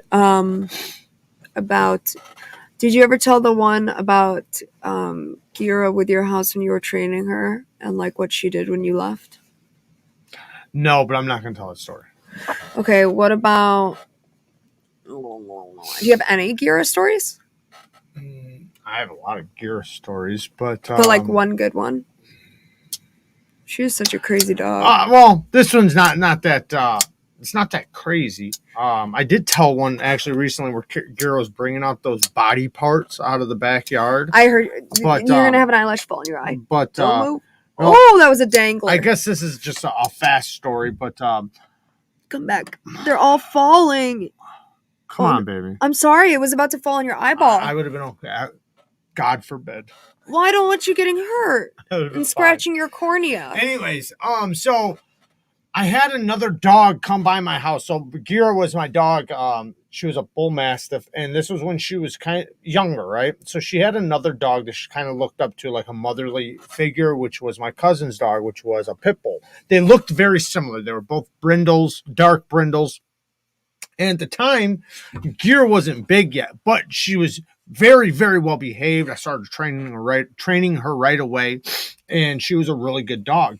Well, the other dog was also a really good dog if you were around, but they were left outside, I think on a porch or something like that. And the other dog, Brandy, has been known to, like, you know, break free of things. And if you're there, she's not going to run off, but nobody was there, right? We had left for like 30 minutes or something. And throughout that time, maybe an hour or something, but throughout that time, she got loose and Gira just followed along. So they took off, and I have a ravine at the time near my house. They must have just took the ravine probably and just headed out west. And, but they didn't get that far. So eventually, because of the area, a lot of people are in fear of pit bulls, and Gira looked like a pit bull and the other one was a pit bull. So they see two pit bulls running loose. They call the, what are they called? Not the dog pound, but the kennel, like community service or whatever, to come and get them. So they come and get them. Now, my dog has a collar on with her address, my phone number, everything, right? Instead of calling me or anything, they don't do that. They take her an hour away, like 45 minutes away, to a whole nother place where they have a facility that can hold dogs. And they didn't call me or nothing. I start calling around. And finally, I get a hold of this facility, and they're like, yeah, we got him. And I'm pissed because she was only found a mile or 2 miles away. With tags, right? With tags. She was only found a couple miles away. Why didn't you bring her home? Why didn't you call me? Why did you drive her and this other dog, which they were together, and they tried to use the excuse that the other one didn't have a tag? Well, if they were together, right? If they were together when you caught them and one did. You could ask. You could ask, right? So they take her all the way out there, and they do this on purpose for money. So when I get out there now, they're trying to force me to get her the chip, both dogs' chips, shots, and all this shit, because I didn't bring the paperwork on them having shots. They had their shots. It didn't matter. You weren't expecting to have to do all that. So. No, I wasn't. And sounds like a money grab. It was a money grab. Now check this out. So when I get there, right, I'm not really that mad. I'm not mad at the dogs at all. I'm mad at the place because they were right there. Just call me. And so I'm fighting with them now. Like, I'm pissed. Like, because they're wanting $150 a piece to get these dogs out. And it's like, could have saved all this. I lived a mile away from where you found them, right? Exactly. And if you'd have called my phone, I would have came to you. You wouldn't have had to do anything like this. And this is obviously a money grab. And then they want my dog to get a chip, right? So this was my argument. They said, well, you have to get a chip since your dog was a runaway. I said, why? And they said, so next time we get them, we can scan them and know exactly where we are. I said, you guys don't fucking use the collar, which is the law right now, right? Yeah. You guys don't even use that. So what makes me think you're going to use the chip, right? Yeah. Why would you even use the chip if you're not going to use the collar? You literally had the address and the phone number. Right. You had everything right there. Why the fuck should I have to get a chip now when you didn't even do what your job was in the first place? And, but like, I'm just like done fighting with them. Like, whatever, fucking, I'll pay it, whatever. Now then they tell me if your dog bites me, that she's going to have to stay here for like 8 days or something like that. For what? So she can bite your ass again? to check her for rabies and shit like that. I don't fucking know. But the point is, though, is that you're about to inject my dog with a rice size pellet in her neck with a big ass needle. And it's like, my dog doesn't bite. And I knew she'd be fine. She's so tough. Like, I already knew she'd be fine. But the point is, though, is that what if she was a chihuahua or something? Like, a dog, if a dog nips out of that, that's out of fear. Not because they're angry, not because they're violent, not because they're aggressive. Yeah, it's not like you can explain to a dog, okay, sweetie, I'm about to do this. It'll be over in a second. Stab you in the neck. But like you can't tell them it's going to be over in a second. Like they're still an animal with a fear response and like a defense response. Right. And it's like it just told me so much of how broken the system was, because I was a dog trainer. So like me understanding that like out of a dog. Now my dog was fine. She didn't nip or nothing. She didn't even squeal. She didn't make a sound. What? That blue one. But I wound up getting them back. But before I got them back, I took pictures of them because they were locked up in the pen. I came up and my dog, she's sitting there with her eyes, because every time, like if she was in trouble, she'd close her eyes. Yeah, they did squint. And wag her tail. And so I got some mug shots of her and Brandy behind the pin, or in the pin. And like I said, I wasn't upset at them. They didn't do anything wrong. It was me for leaving them out too long and not, just putting them inside. And I should have known better anyways, because Brandy was kind of known for doing that. She wasn't my dog. Like I said, she was good as long as you were there. But if you left her outside, Gear was the exact opposite. Like, that was the last time and the only time she ever did that, and she was following another dog. I could leave for 3 hours and come home. She'd still be sitting there in the yard waiting for me. But a bull mastiff just has that nature, because they were bred for guard work. So it's just instinctual to want to stay on your property and protect it. So like that dog, you could leave anytime. Like I could literally walk off the property and tell her to stay and she would not walk off. But like say if I left when I was coming home, she'd be sure as shit right there in the driveway waiting for me to come home. Like she's such a good dog. Badass dog. All right, so I'm gonna go ahead and get on out of here and go chill. Thank you guys for being here tonight. I appreciate and love all of you. And you guys are nice. Use rubbing alcohol, D-Bass. All right, baby. They're nice. I'm telling them they're nice. Very nice. Everyone's so nice. You guys are an awesome group and an awesome community. So thank you so much. Jared will still be here for a few minutes, but as far as I go, peace. Yeah, I'll only be here for a few more minutes. Okay. Yeah, use rubbing. You okay? Yes. All is well. Use rubbing alcohol because rubbing alcohol cleans and it evaporates very fast. So it'll get away. It'll remove oils and dirt and debris, but then it won't stay there. So it won't rust anything. It'll evaporate very fast, and that's the benefit to it. And then oil it. Use KPL. That's what I recommend, but you can use any oil. Everybody says good night, baby.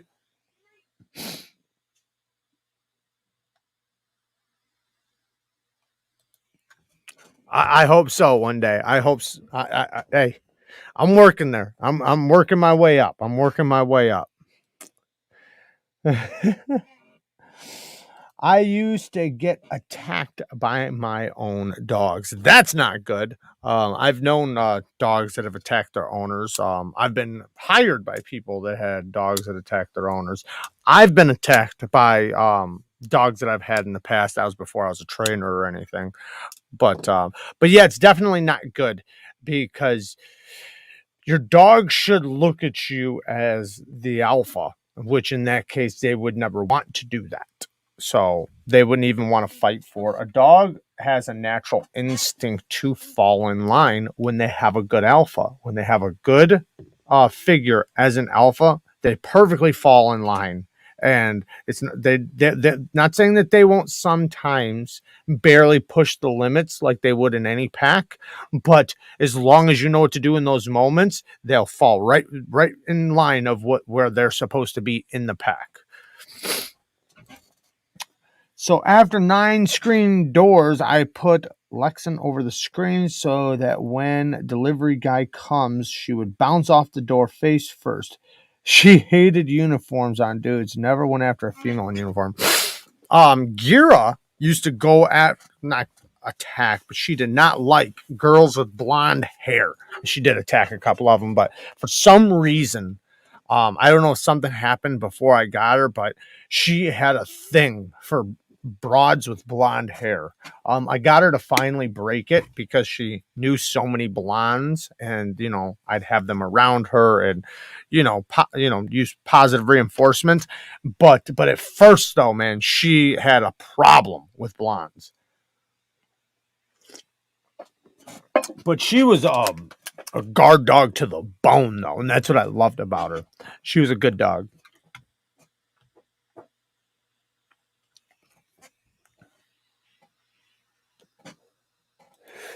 No dogs anymore, but 3 cats are shitty. I've had a lot of cats in my day, too. I had a greyhound growing up. So much energy, would bite everything. Yeah, well, with any dog breed, you got to know what the breed is and what's good for that breed. Every breed is different. They were all designed for different purposes, and you need to give them their purpose. So if you can give the dog breed that you have their purpose, you are far less likely, if at all, to have problems, because they are doing what they were designed to do, which puts them in their natural state. So they're going to be way more likely to listen, behave, follow you. And that's what a good alpha would do, right? A good alpha, or a bad alpha, is the one that would not be doing those things that dog needs in their life. You know, it's like taking even a boy, you know, like, and never allowing him to play in the dirt or climb trees or anything like that. What's going to happen, right? It can be detrimental to him.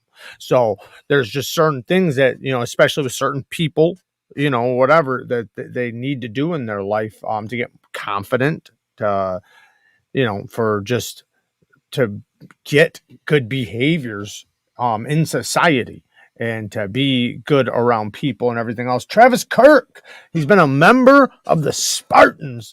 Shout out to the Bang Gang squad. We had a Rottweiler Doberman Golden Chesapeake Retriever. Wow. And a Chesapeake Retriever. Nice. I've had Rottweilers.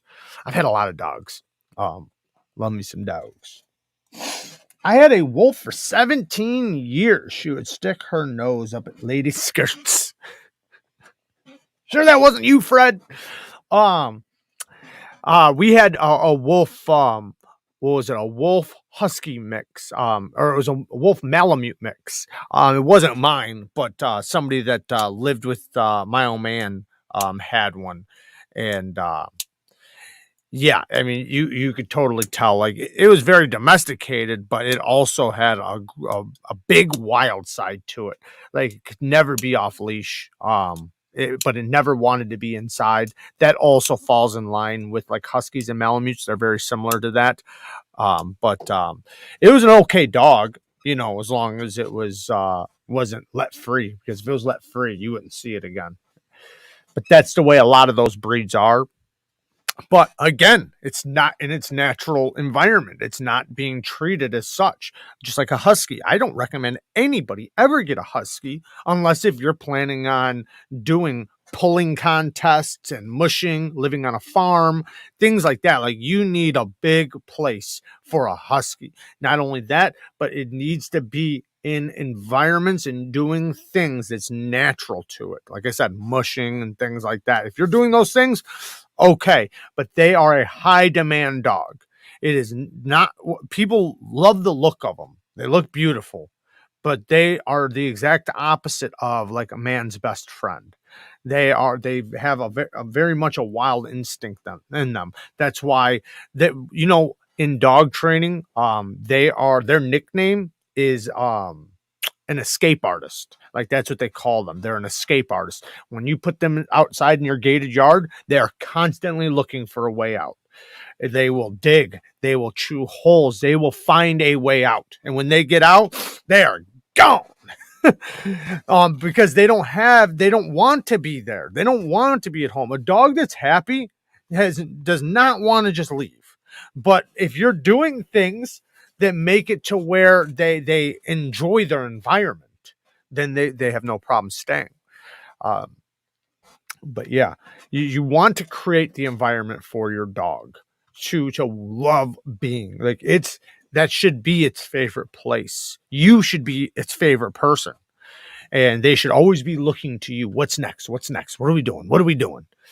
Off leash or on leash? Off leash, your dog should still like there should be no difference, right? Now, depending on the breed, there is a couple breeds where that's not the case, but that's because their background and what they were for. Like beagles, right? Beagles were made for us to follow them.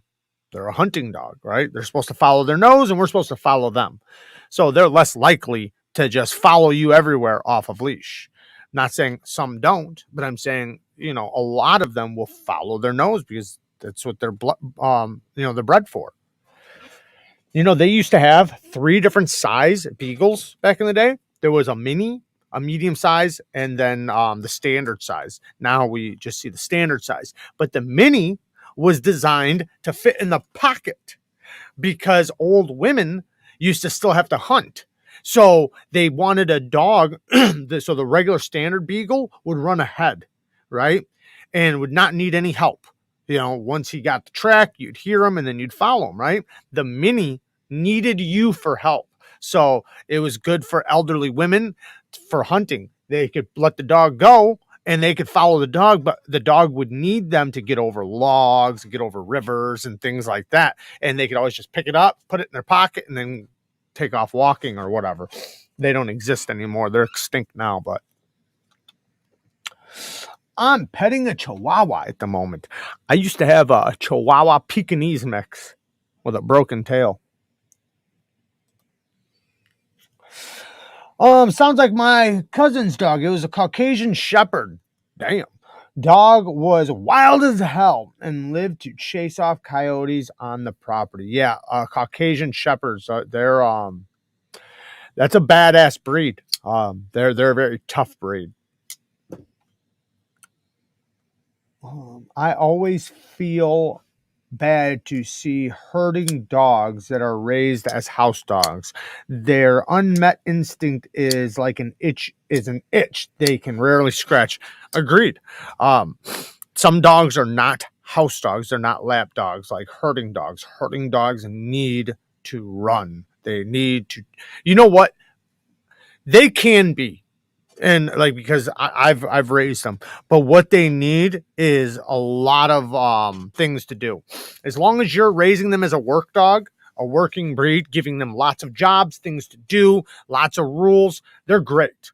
Whether they're in a house, even in an apartment, but it's how they're raised. Now, if you're like taking that dog places, taking it everywhere, right? Everywhere you go, that dog's with you. You are making it do commands all day because they're bred to work 16-hour days, running hundreds of miles a day, herding thousands of cattle. So if that's what is normal, imagine like taking them and trying to put them in a house with nothing, right? These dogs are supposed to be running so many miles a day and chasing things.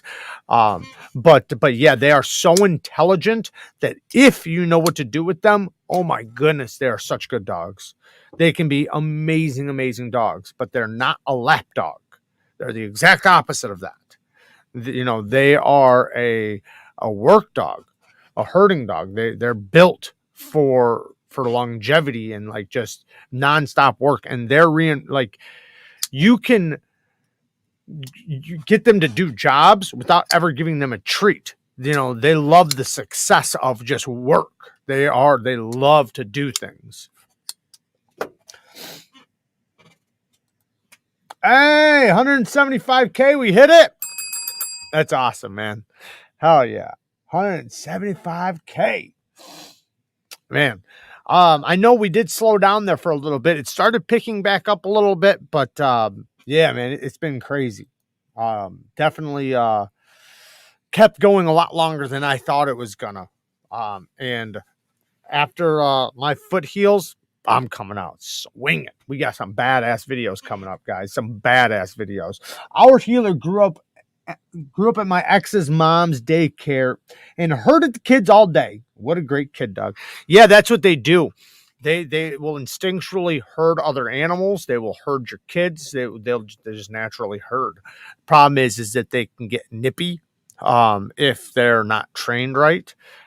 So like running kids, you guys ever heard of dogs that nip the heels of running kids? Those are usually herding dogs that do that. They do that because it's just instinctual.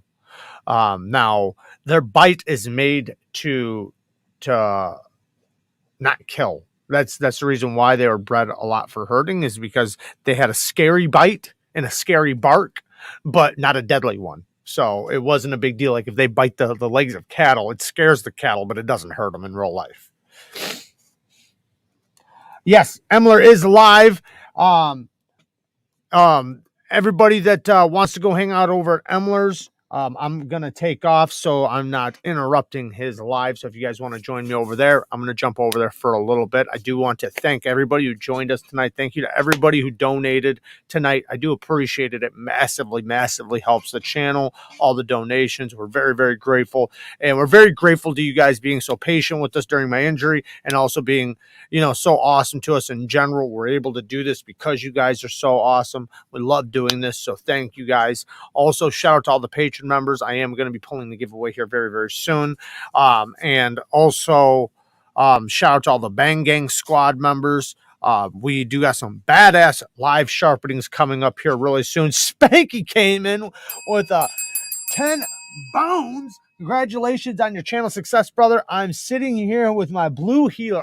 That's what I used to have. I love blue healers, man. I love blue healers. Do something kind for someone. Hashtag knife rights. Thank you, Spanky, for the 10 bones.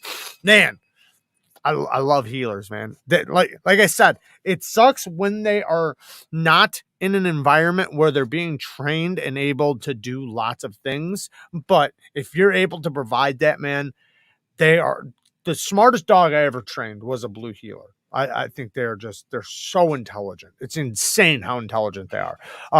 Shout out to you, Spanky, and your blue healer, and shout out to everybody for hanging out with me. Love you guys. Peace.